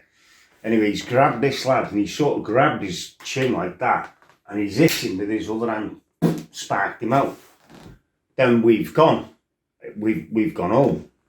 Now the next day, I'm in the pub in Coitallen called the Railway, and this lad's there. I can't say his name because he's no longer with us. He died. This lad says to me, holding on about you, the one that I was saying, give me a minute and I'll have you a fight. He said he has said he's going to have you. And I said, right, because they used to drink in a pub in Leeds we used to call it Lowell's, and it was a great pub. And I said, right, well, fucking tell him that I'm going to come up there. I'll be up next Saturday. I'm going to have him first, and then I'm having every fucking one of them that were with him. I said, there's about 7 of them in total. I'm starting with him, and then I'm having the fucking rest of them. Once I've done him, I said, you fucking tell him I'll be up next Saturday. So come that Saturday, I'm walking up the hill now on my own into Leeswood to fight 7 lads, and they're not pufters, and this one is a really hard lad, and I'm like, in my head, and I was a bit, if I'm honest, I was a little bit scared, a little bit, I thought, fucking hell, because do you know what my plan was? I'm going to go up there, I'm going to get a pasting. There's no way are they going to fight me one at a time. So I'm going to get a hiding. I'll go to hospital. Then when I get out of hospital, I'll hunt them down one at a time. So my plan was to go and have a pasting. So obviously, even I can see that's not normal. Anyway, I went up, goes into the pub, says to Lowell, I looked around, I said, where the fuck are they? He said, oh, they heard you were coming up with a gang road. And I said, here's my fucking gang, me, on my own. I said, you fucking tell them bastards I've been up. I come up on me fucking own to fight the fucking lot of them. You fucking tell them. I will, Rod, I will. Anyway. Oh, by the way, I only had one hand, because I'd hurt my hand hitting that lad. So I had one hand. So I've done that with one hand as well, knowing I can't punch with this hand.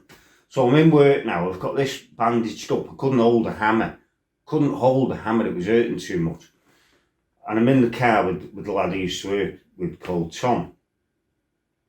So Tom drives past this, and who's by his house? Who's there? This tough nut, and he's dropping coal with another guy that's like bloody this, you know. Tom goes, fucking hell, what do I do? I said, turn the fucking car around and pull over. So he turns the car around, he jumps out, fucking legs it into his house. And I say to this lad, right, fucking come on, let's fucking have it. And he says, I don't want any bother rod.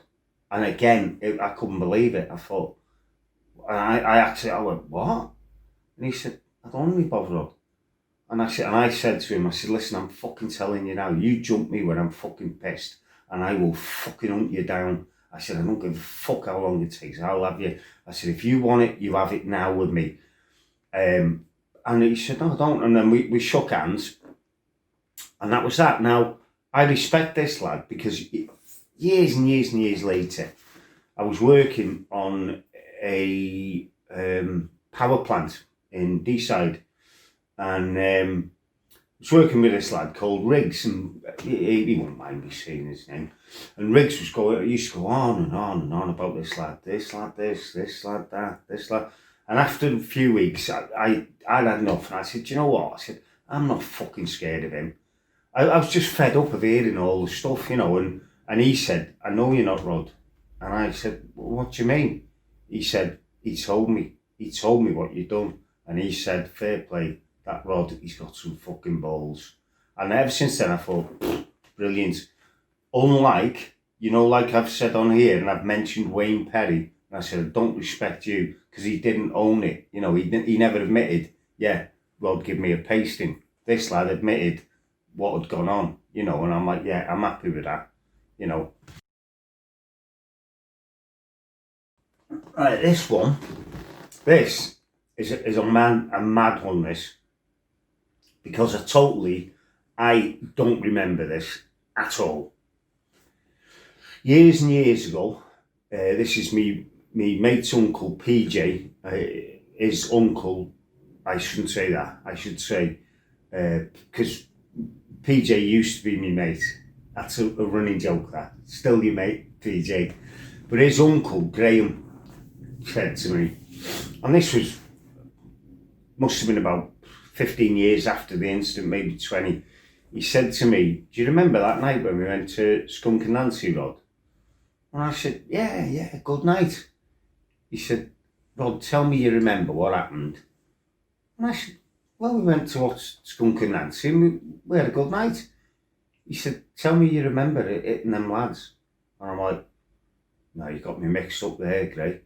He said, Rod, I haven't got you mixed up. He said, anyway, so apparently this is what happened. I still find it hard to believe, but I asked another friend years later called Donna, I said, Donna, did that happen? And she said it did as well. So I'm assuming it must have happened. Look, I can't remember anything about it, but he said that some lads pushed into him, a gang of 4 or 5 lads, and he said that I've pushed in front of him and said, get out of the way, Graham, this is my department. And he said that he went to put his pint on the bar, and when he come back, all the lads were knocked out on the floor, like, and off we went. But I don't remember that one. Don't remember it at all. So, I don't know. I'm told it happened. Something about me, by the way. When I drink beer, I'm a nice drunk. I'm a soft drunk. I love everyone, you know. I never drink shots because I can be nasty after shots, so I don't touch them. Now this is the reason. This is another thing. Every time I used to go to Liverpool, I always ended up having a fight. I think I went 3 times, and 3 times I had a scrap. And there are other things I could go into, but I'm not going to. But this one I will, because it sort of relates to why I never touch a shot again. So I've seen a lad was picking on one of our lads, and I've said to him, look mate, we're just here, we just want a night out, we don't know either, blah blah blah blah. We come out the club end of the night and he had me mate against the wall, so I butchered this lad, clacked him, And then I'm in the middle of the street, I'm fighting like him and his mates, you know. And then I'm just hitting anything that comes near me. So someone's like grabbed me on my back and I've spun round, banged them, got their head down, boom, boom, boom. And bloody hell, I've hit one of our lot. And he wasn't a fighter, you know. And oh God, I felt so awful about it. This was probably 35 years ago, and I still feel guilty about it now. And if you're listening, you know who you are. I'm so sorry about it, because I didn't know, you know. So from that point on now, I never touch shots. That night, actually, we were lucky. As we were leaving, the whole street behind us was ram-packed with lads coming down. Just as the bus was pulling away, we'd have had no chance up against. God, there was so many of them. It was unbelievable. Yeah, it was a lucky escape really that night. Right, a couple.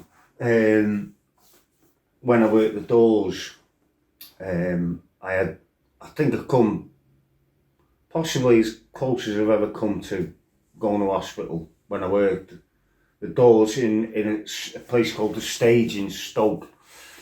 I worked with a lad called Dave, another lad, I won't mention his name because he's passed away, cracking guy, lovely bloke, arms like that, bloody massive. If he got older, you were in trouble, but he wasn't, you know, like a scrapper, you know, but he was strong, you know. Anyway, he's got this lad up against the wall, and the lads are starting to crowd round him. And I grabs hold of this lad and I throws him out the front. But as I'm throwing this lad out the front, there's tons of lads going like this, running out, like, you know, loads and loads of them. It's like the club was emptying. And I've thrown this lad out. As I've thrown him, his eyes like this, you know, they're on coke or whatever they were on. And he's come at me and I've gone bang, I've hit him, dropped him, another one's come boom. I've dropped about 3 or 4 lads. I've gone to hit another one and I fell over one of the people on the floor that I'd knocked out. After a bit, these people were getting up, by the way. It's something that happens when they're on coke. And it went bloody mental. It went mental. I remember a guy was fighting. One lad had, the big lad had a lad up against the wall. Another, Dave, went, and he shouldn't have done this, but he went sort of chasing these lads down the road. But then there was like about 6 or 7 on him, 6 or 7 on me. I had older 2 lads. I was quite strong at the time, you know, with me boxing and kickboxing and I thought, right, I'm going to push them through that window, the big shop window. I'll push them through that. The alarms will go off. The police will get here. They'll have a look on cameras. But I bloody rammed them into this window. It was fucking safety glass. I fucking bounced back. And then it just went mad then. Then I'm fighting these lads. I'm trying to keep an eye on Dave down the road as well. Dave's hit this lad, fair dues, cracking punch, and his tooth stuck in Dave's hand. And he's dropped this lad, but then these lads have hit Dave from the side and they've dropped him. So I've legged it down the road now. So now I'm going into 6 lads down the road, 6 or 7, and I've got 6 or 7 chasing me now. So I'm going in to a scrap against 15 lads now, 14, 15 lads. So anyway, I boots these lads off Dave and I gets Dave up. And we walk back to the club. And, you know, they're giving us the odd kick and that. And you know, we managed to get Dave in to the club. And we locked the door. And just as we got him in, he collapsed. And his whole side of his face was bloody black, you know, where they'd kicked him before I had the chance to get to him, you know, as I ran down. And you just think, bloody hell, if he'd have collapsed out there, that'd have been it. That'd have been it, you know. So that was a close one. Most of the time, when I worked the doors, I try to help people. You know, that's what you're there for. I hate doormen that you know, giving it all that, and I look at me, I'm the big hard man. I told one he was a bell end. Last time I was in Chester, bloody chest puffed out like that. Looking, I was smoking a vape at the time, and he come over to me and said, oh, can you not do that there? And I said, what are you on about? I'm outside. Yeah, I don't like the smell. I said, oh, it's bloody lovely, this smell. He said, well, I don't like it. Oh, by the way, I'd been watching him before. He's like this, you know, looking like this, chest pushed out, going like this, really unprofessional, chewing his gum. A fucking little bloke, compared to him, tiny, comes to the door, puts his hand on his chest like that. I mean, what are you doing? You're not there to show how hard you are. You're there to look after people, you know. Anyway, so I'd seen him being a bully anyway. And then he goes, and I hate bullies, hate them. So he goes, oh, would you mind not, you know, well, I don't like it. And I said, well, I'll tell you what then, why don't you fuck off out of my fucking way then, you fucking bell end. Anyway, I got into it then with him and his mates. Oh, we didn't have a scrap. It was just words, you know, just a bit of handbags, you know, but it was like, I fucking hate bullying Dorman. Like, anyway. When we were on the tip, we used to you had one doorman, there used to be buses come from different places. So you'd have like buses come from Wrexham and buses come from Chester to the tip. It was an awesome nightclub. On rock nights, very, very, very rarely had any trouble. They were the loveliest crowd, the Rockers, you know, it's so nice, like everyone's just there for the music. You know, very rare, but I think this was a rock night. This one, I think so.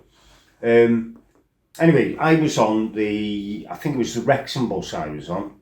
So you got one doorman controlling a whole bus full, double-decker bus full of people. Now, they had to have a stamp or pay you to get on the bus. You know, I can't remember what it was, £1 or whatever, and then they got a stamp. And this lad comes on, he's got no stamp and he doesn't want to pay me. And I'm like, you can't get on the fucking bus unless you blah, blah, blah. And I'm like trying to check people. So in the end, I said to him, look mate, just fuck off for a minute. Let me get everyone on and then I'll deal with you. He's gone round the back of the bus, right? And I don't know what he put through the window, but he smashed the bus window. Now, uncharacteristically for me, I've run out. And I've banged him. I've lost my temper, uncharacteristic. I've hit him, boom, knocked him out. It went a little bit further than that, to be honest. Anyway, so my manager comes over, where is he? I'm doing him for that and all this.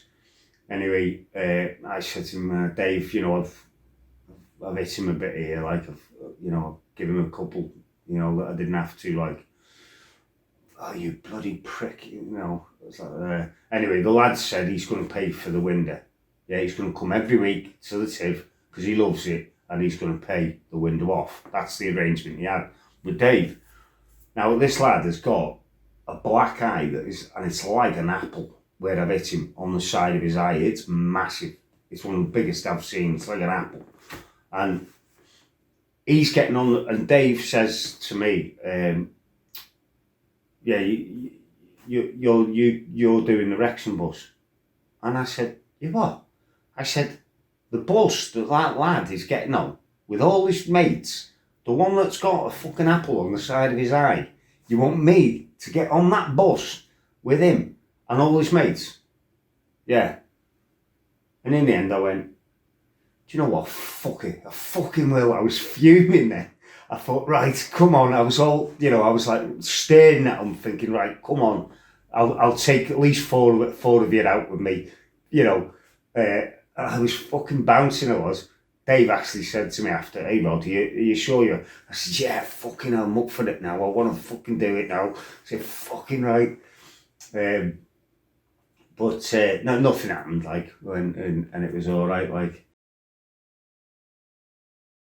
So one more thing on the doors where, like, I've only said a couple of things because what I did on the doors was I protected people.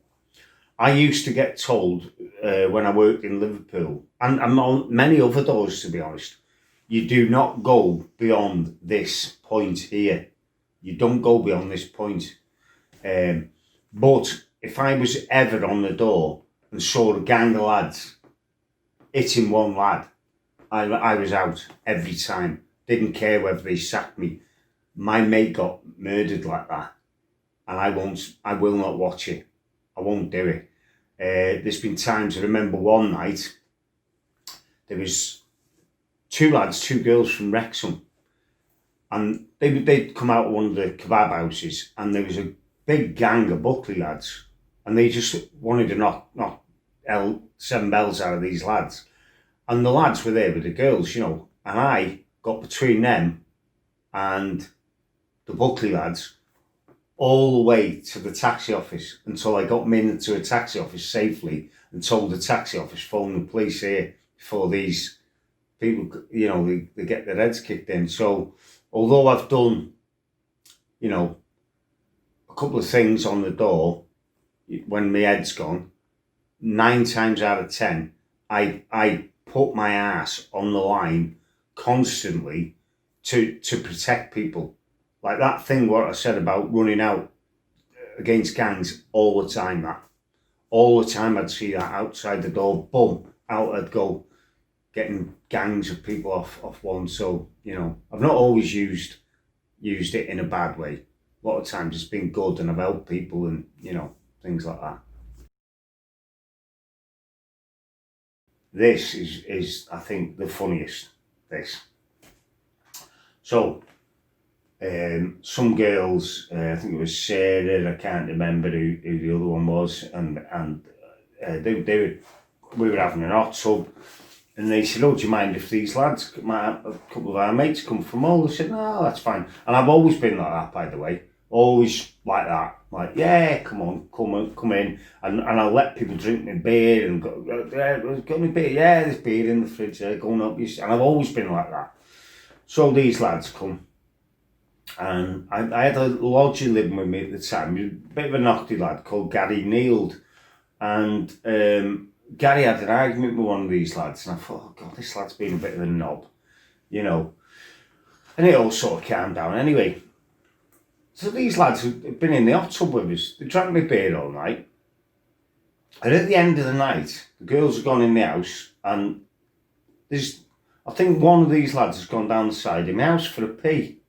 And I'm putting the hot tub cover on now, and I say to this lad, I see this lad coming down the thing, and he's got a big piece of bloody 3B2 in his hand like that, wood. And I knew he was going to try and hit me over the head with it. And I said to him, I said, mate, I said, put that down, don't be silly. I says, come on, give us an hand with this cover here. And he comes over to me with this wood. I know he's going to try and hit me over the head with it. And he raises his hand up, a bit like the Wayne Perry one in the phone box.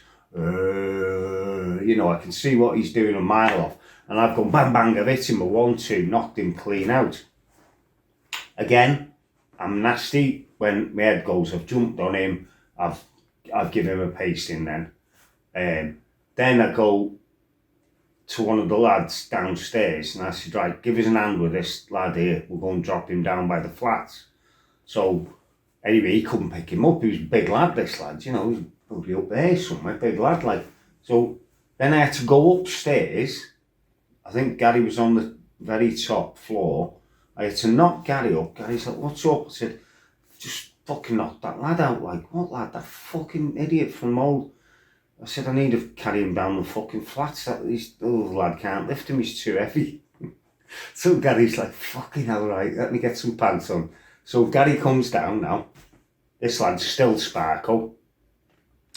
I've grabbed him around, I think I had his legs, Gary had his feet like that, going down the road. So we're carrying him from my house down the road now, and I looked down and I realised I'd got out the hot tub and I've got me SpongeBob underpants on. SpongeBob SquarePants, fucking undies. And I says to Gary, I said, and we started laughing like me and him. So I said, Gary, what the fuck are we going to say if the coppers pull up now? If they see us on CCTV carrying this fucking body down the road? I said, and I'm in my fucking SpongeBob fucking undies, what the fuck are we? And we just both burst out fucking laughing. Like, anyway, we carries this lad to the flats, froze him on the side of the road, on the grass bit, like. And then I phoned up an ambulance then. See, not a complete twat. I phoned an ambulance and said, oh, there's a guy, he looks intoxicated on the side of the road. I think he's unconscious. The girl at the time, though, had been smacking him around the face. And as I'm onto the ambulance, he'd come around, you know. So I said to him, oh, it's okay. It seems like he's come around. so that was that one, but that was quite funny. A couple of years ago, there was an incident where I actually, there's a couple of times I've actually tried to walk away. Now, I'm going to be a bit vague on this one because the police sort of got involved. Some I can mention because I got done from. This one, I never. I swerved it, you know, so I'm going to be vague. I'm not going to mention the name of the pub even. So, I'm in a pub. I'm watching this awesome band, Insanity Beach. Oh, such a great cover band. Honestly, they're fantastic. Anyway, I was watching them in this pub, and I'd gone there early and got, you know, how I used to watch you, Pete, and got seats at the front. So I'll get there early for that, you know. Anyway, the girls that I was with had gone out, and a girl I was seeing at the time, they've gone out for a fag. And then this lad comes in and he sits down on one of the chairs where the girls are sat and puts his feet up on another one of the chairs, yeah? And I said to him, I said, mate, I says, the girl's going to be back in a minute. They've gone out for a fag. That's the girls' seats that they're taking. And he smirked at me. He went, you know, like that. That's something that winds me up, that. I hate that. I'll tell you another one. Another one where that happened. I hate it. It winds me up. Anyway, I'm trying to calm down now. Inside, I am fuming. And I'm drinking my pint. I'm like, calm down. Come on, calm down. Deep breaths. And then the girls come back. And I said to this girl I was seeing, give me a fucking fag. And he's going, calm down. So out I go to calm down. I comes back into the pub. And then they say to me, they tell me, this lad, when they've asked him to get off the seat, he's given a load of fucking abuse. Called this girl I was seeing a slag. I'm like, you fucking what? So I'm going for this lad now, going over to where he is, and they're grabbing hold. Well, my girlfriend was grabbing hold of me, and that infuriates me. That makes me 100 times worse. Don't grab my hands when I'm going to hit someone. And then this is another thing as well with me. I don't always think of, like, I'm going to hit this person. Sometimes I'm that angry, my hands will just, before anything happens up here, my hands will just go bang, you know, and I'm like, fuck, what have you done? You know, it's too late. And that's what happened this night. Same with this lad, I've gone over to him, this girl's grabbing my hands, I've got one free, I've gone to hit him, and I'm coming, my hand's coming that fast, I've smashed a glass as I've gone to hit him, and I've hit him on the nose, and his nose has gone, you know, pancake on his face, but these bits of glass have come as well and cut him, you know, so he was a right mess, like. And then a bit more happened, the police come, the next day I was in the pub, and I said to the barman, oh, you know, awful sorry about that, and lovely guy he was. I said, you know, I'm really sorry about it, like, it's not like me, you know. He said, I know it's not Rod. He said, everyone saw what he done, and we know what he done, you know, he fucking deserved it. He said, right, listen, if anyone asks, he says, you've been on a 3-week ban. As he's pouring me the pint, you know, I said, right, happy days. Sat there drinking my beer on my ban. Another one, similar, a smirk, and I think I'm about done now. I'm gonna leave it now. I think this one, it wasn't much. It wasn't much. Bit of handbags really. This was Real Madrid were playing Liverpool in the European final. I think it was something like 3 years ago, 4 maybe. I don't know. That's probably the last time I've had any either like. Oh, that was like me and my mate went in. We were sat there, and it was sort of a bit more than half the pub were supporting Real Madrid, and the Liverpool were there, and it was all a bit of banter, But this lad opposite us, I had my brother with me, another lad called Jay, and this lad said, he pointed at me, he said, I don't mind you. Pointed at Jay, he said, I don't mind you. He pointed at my brother and he said, but you're a fucking prick. And I thought, and I knew, as soon as he said that, I knew he was getting hit. And I said, not by me, I knew my brother was going to hit him. And I said to him, I said, hey, listen here, mate. I said, we've been having banter up until now. I said, but when you call someone a fucking prick, I said, that's not banter anymore. I said, that's a personal insult. I said, and if you carry on along them lines, it's not going to end well for you. At which point, he smirked at me. I said, and another thing, I said, that's me fucking brother. You say it again, I'll smash your fucking face in. Well, as I've said that, the brother's come over, hits him like. So him and this lad are scrapping, and this big mate of his hits me brother from the side, puts me brother over. My brother gets up like, but he puts my brother down. I banged this lad in the eye, give him a big black eye. He didn't want no more of that. He backed right off. Then I've got this lad down on the floor, and his mum and dad were here, poor buggers. They're going, don't hurt him. And I've said to him, look, I'm not hurting him. I'm just keeping him and that nutcase there apart. And then eventually they got Kev out, and then off he went, This is just something I'll just chuck in. Like my brother, he always says this thing, he always goes, if I do anything wrong, I'll always hold my hands up, I'll hold my hands up, He says that all the time, but he never actually ever says, sorry, I was wrong. So we were at the first time I went back to the pub, lovely guy called John behind the bar, Johnny Eck, fantastic landlord, miss him so much. He was amazing. Anyway, first time I've gone in, now my brother's been in 2 or 3 times. First thing I did, I've gone up to John, I'm awful sorry about that trouble the other night. John looks at my brother and goes, there, that's all I need. And my brother, what's he do? Hey, I've told you, if I'm in the wrong, I'll hold my hands up. And he makes me laugh when he does it, because he never actually says, I'm sorry, like, I've done that wrong. Right now, at this point in my life, like I say, all this is in the past. I honestly don't care what anyone out there thinks of me.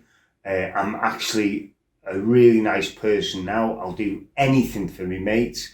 I do a lot for charity. If I'm the one who goes out my way for people, if I hear someone, Kath TNT, love you mate, when I heard she needed a karaoke, I sorted the karaoke out. Johnny Eck, when he left the pub, I've pulled my guts out getting a big wedge of money in for him, got him, money for him and Sandra to go on holiday, and I made sure everyone paid up that had said they were going to pay. I'm that person that will go that bit, more for people. I've pulled me nuts off getting people titles and that. I used to put charity boxing shows on, charity kickboxing shows at the TIV, and all that. Not to blow my own trumpet, but what I'm saying is, I'm not about the fighting anymore. I'm a different person. I'm just talking about how it was, things that happened. Okay, so at the moment now, old man, just want to be left alone. Not quite happening just yet. Going back, oh God, this now has been gone on the go for about 3 years. what I'm going to tell you now. So I'm in the pub with this lad. This lad, by the way, took him under my wing. He's supposed to be the new Ironman. He isn't, unfortunately. I took him under my wing. He was getting in all trouble fighting, taught him kickboxing, set him on that road and looked after him. If ever I saw him out, and I loved the lad, loved him to bits. If ever we went out, he'd never put his hand in his pocket. I'm getting the beer, and that's how I was. Like, went out one day, and he was proper pissed. He'd been out like really early. Now he had Miver with this lad, and I get this lad and his brother mixed up. And I said to him, I think that lad's here that you have trouble with. And he looked over and he went, oh, it is him, yeah. We're in a pub called the White Lion. And I'm looking over and he's like out this door. There's like a door way here. And then like a porch bit. And he's there and he's talking to this lad. Now, he's got his hands like this. His back's to me. And he's like this. And this lad is talking like, and he's just talking like that. And the lad goes, bang, hits him a sneaky shot, you know. And then he wobbles him. And this lad starts getting on top. By the way, his cousin stood there, doesn't do a bloody thing, right? I run out the pub. I hit this lad an uppercut, push him against the wall, right? Wait for this other lad to get up, and then I don't do nothing, because that is a fair fight then. That's a fair fight, right? Now you're having a fair fight. Crack on. Didn't interfere again. Now from that, now this lad's going around saying I kicked him in the head. I never kicked him in the head. If I kicked him in the head, he'd woke up in hospital, you know. Anyway, so then there's all sorts going on now. Next day, I had a phone call off a guy that was running the pub, Gary, saying, he's been up here with his henchmen. He always hangs around with a gang of lads. I said to Gary, right, I'll come up, tell him to hang on, I'll be up there now, I'll come up and have him a scrap now. No, he's not here now, Rod, he's gone, but can you and this other lad, and I've told him he's got to stay away, I've got family here, I don't want trouble. I said, right, okay. So from that point on then, I was trying to sort it out with this lad. I went to the pub where he drank about 5 times looking for him. Not to have a drink, just to get this sorted. I said to the lad that I'd helped, yeah, can you give us an hand? You come with your brothers, get a couple of mates, you keep them off me while I have a scrap with this lad. Keep his mates off me. Yeah, no problem.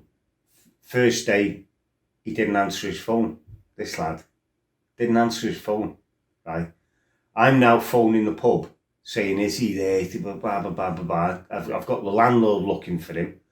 So the next week, I've said to him, what the hell's going on? Give me some excuse. Right, make sure you're there with your brothers. He never showed again. I had to go get another guy, Russ Campbell, and fair dues to Russ. He come up with, I think it was his son he brought up with him, and they come up to back me up, you know, and we went round the pub. He wasn't there again.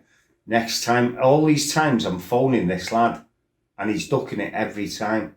Ducking it. I couldn't believe it. He's a really hard lad. And even to this day, I still can't understand how he could let me down. I just don't get it. I'm like, I've done this for you, and you're not backing me up, you know. So anyway, so I went, and then another time I went up with my brother and a couple of my lodgers, and then the landlord actually had a word with me saying, Rod, you've got to stop doing this. And I said, I've fucking got to have this bastard sold because he wants to get me when I'm pissed, you know, or when he's got a gang, you know. Then I've tried to set up to have a boxing scrap with him in the TIV. He didn't take us up on that.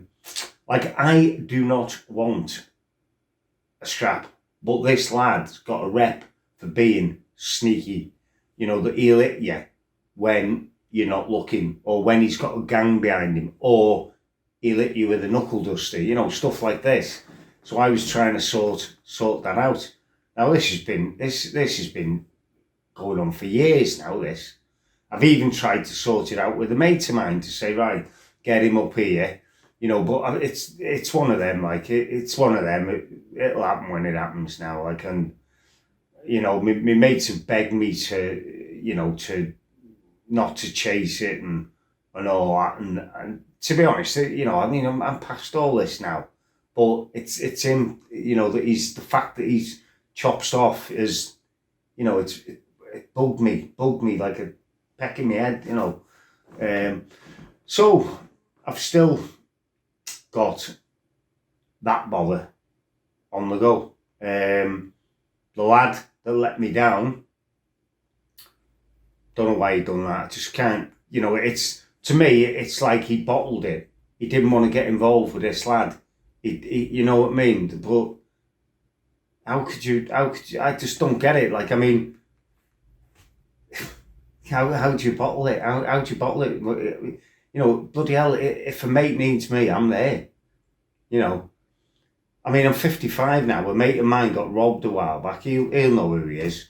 A friend of mine got robbed. He phoned me up to say that I heard of anyone having his father's watch had been stolen. First thing I say to him, right, if I hear anything, you know, I'm going to do them. I will be doing them. I'll take that watch off him. And then he said, well, I think I might know who it is. First thing I say is, right, you need me, I'm there.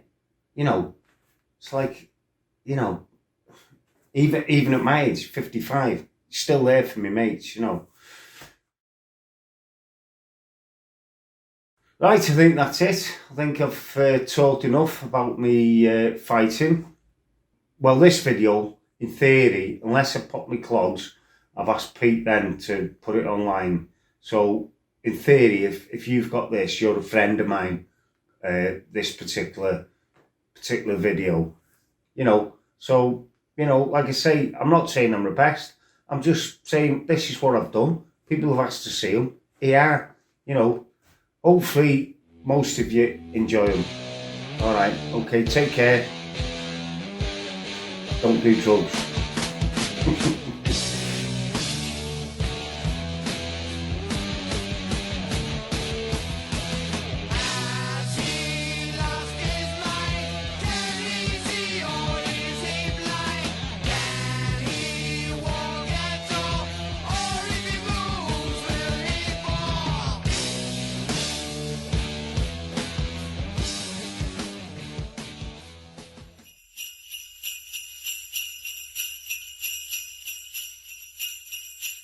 All right, hello again. It's December, so I always wear Christmas jumpers. Every single time I go out December, you will not see me out in a different jumper other than a Christmas jumper. Right, a bit moody tonight. FedEx, what a load of fucking wank you are. What a load of shit. I'm annoyed tonight. I ordered a parcel on Tuesday. I paid for next day delivery, paid extra for it. Wednesday, it never come. Last 2 days, I've been on to them. Where is it? Today, oh, it's in transit, Mr. Jones. They showed me this little diagram, you know, where the things come into your house, like, and it's like nearly by my house. And it never arrived. And then I know a lad who works for FedEx. He phoned the depot up, spoke to a woman he knew, and it's in the frigging wagon in the depot in Liverpool, not being shipped, you lying bastards. So I'm well annoyed because you know what I'm like about lying. I hate lies.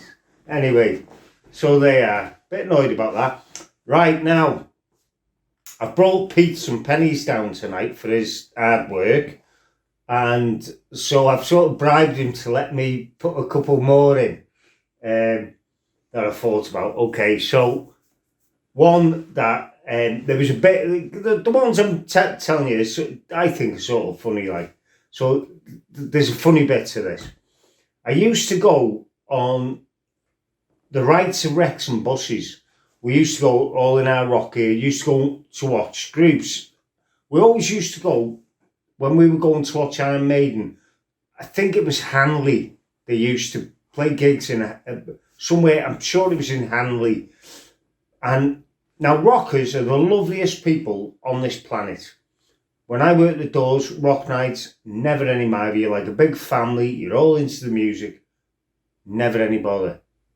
But in Hanley, every time I went to Hanley, I ended up fighting. A lot of big, massive blokes there for some reason, and they'd come up trying to push me aside, and I'd be shouting, fuck off, fuck off. And they're like, fuck off. Oh, do you know what? I just jump up, butt them. Next thing, bang, I'm into a fight. And this went on. This went on. It was like every time I went down there.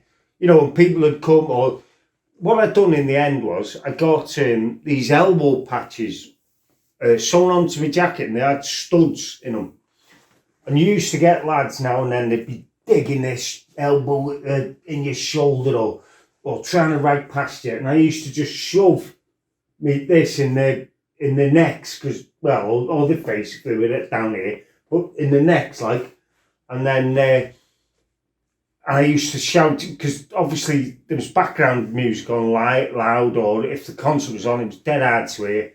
So I used to like shout, like, if you don't fuck off, you're getting that in your face. And if they didn't, they did. A fight again. And then this went on every time I went down to Hanley. And then there was a crowd of us from Leeswood and Pontybolkin, and we we got on the bus with the Wrexham lads. And this is the funny bit that I thought it was like. And this particular day, this lad's come to push past me, and I've said to him, fuck off. And then he's sort of gone round the crowd, and he's come here, and his mate's trying to push past me now, and I've turned to his mate and told him to fuck off. Now, there's only background music on at the moment, and this guy over here shouts, yeah, the fucking bastard said that to me. And I just fucking flew across at him, headbutted him. I always used to headbutt, like. So I flew across, headbutted him. I got him down. I gave him I'll be honest, I gave him a paste, and he come up, his eyes were gone. His cuts here, his lip, right mess. And then I've just finished with him, and then he's like sort of gone down, I get it from the side here, and then it was a bigger lad this now, so I'm getting stuck into him now, and I just start getting the best of him now. I've got him down, I've got his head hit, and I'm pounding him, and I was knackered because I'd levered this first one. Now I've had to have a good scrap with this other one, because he was a big one, like, and I was knackered, like, but I got him now. I'm pounding him. Next thing, boom, this lad grips me, and he holds me up like that, and he goes, are you going to calm down? And I'm like, yeah. He had me up by one arm. But I'll be honest, if I wasn't so knackered, I'd have had to go with him as well. But I'd had enough. But the funny bit was, on the balcony, I think it was Hanley, I can't remember, it was wherever we used to go to watch Iron Maiden from Wrexham. But on the balcony, all the Wrexham lads were shouting, Rod! There was a big crowd of them, Rod! And it was like a premonition of what was to come, you know, with me boxing. And I liked it, you know, I remember looking up for them like that, like, you know, fucking sticking my thumbs up, like. So that's one. Now, this one here, a lad that I was mates with for 30 years. If you break my trust as a friend, by the way, you're no longer my friend. I cannot be friends with someone I don't trust. I'll do anything for my mates. I'll go to war for them. I'll put my arse on line for them every single time. I think the world of me mates, but you let me down, gone. I'm 55.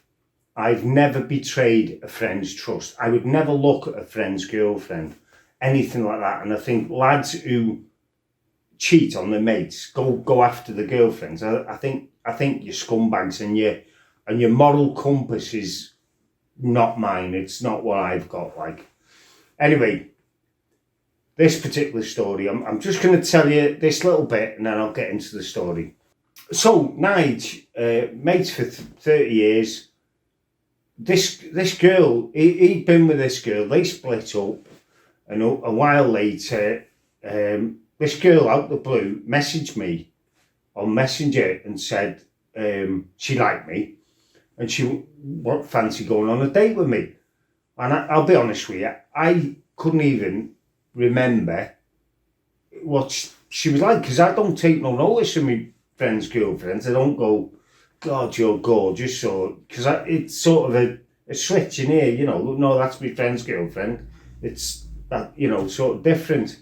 But I thought, well, I can't remember recoiling in horror when I saw her. I thought, yeah, I think she was all right. I thought, well, but what I said to her is, what I'll have to do is I'll have to message Nige first and make sure he's all right with it, because if he isn't, no chance. So I phoned Nige, come for a brew. We had a brew. I said to him, look, Nige, out the blue, this girl's it's a friend of mine's, his ex. He said, is it such and such? I said, yeah. He said, no problem. Don't have a problem with it, Rod. Go for it. I said, are you sure? Yeah. That night we went out to watch the boxing together. We spent the whole night in the pub together. And then at the end of the night, he went to her house and tried to tap off with her. And obviously she told me, and I've gone tonight, right, that's that, done. You know, he should have just said to me, I've got an issue with it, not lied to me, you know. And I've done that a couple of times. There was another lad, a girl, again, asked me, would I go with her? And she had previously been with one of my trainers, about 15 years previous. And before, you know, I could go with it, I had to message my old trainer and say, listen, is this okay? And if he'd have said no, that would have been it. But that was like 15 years down the line, but I was still like that, you know. Right, so Nige, here we are. So back in the day, there used to be, in the local village, Hope, it was the Jubilee. So we'd go down as you know, I don't know how old we were, but I suppose I'd been about 18, 20 or something.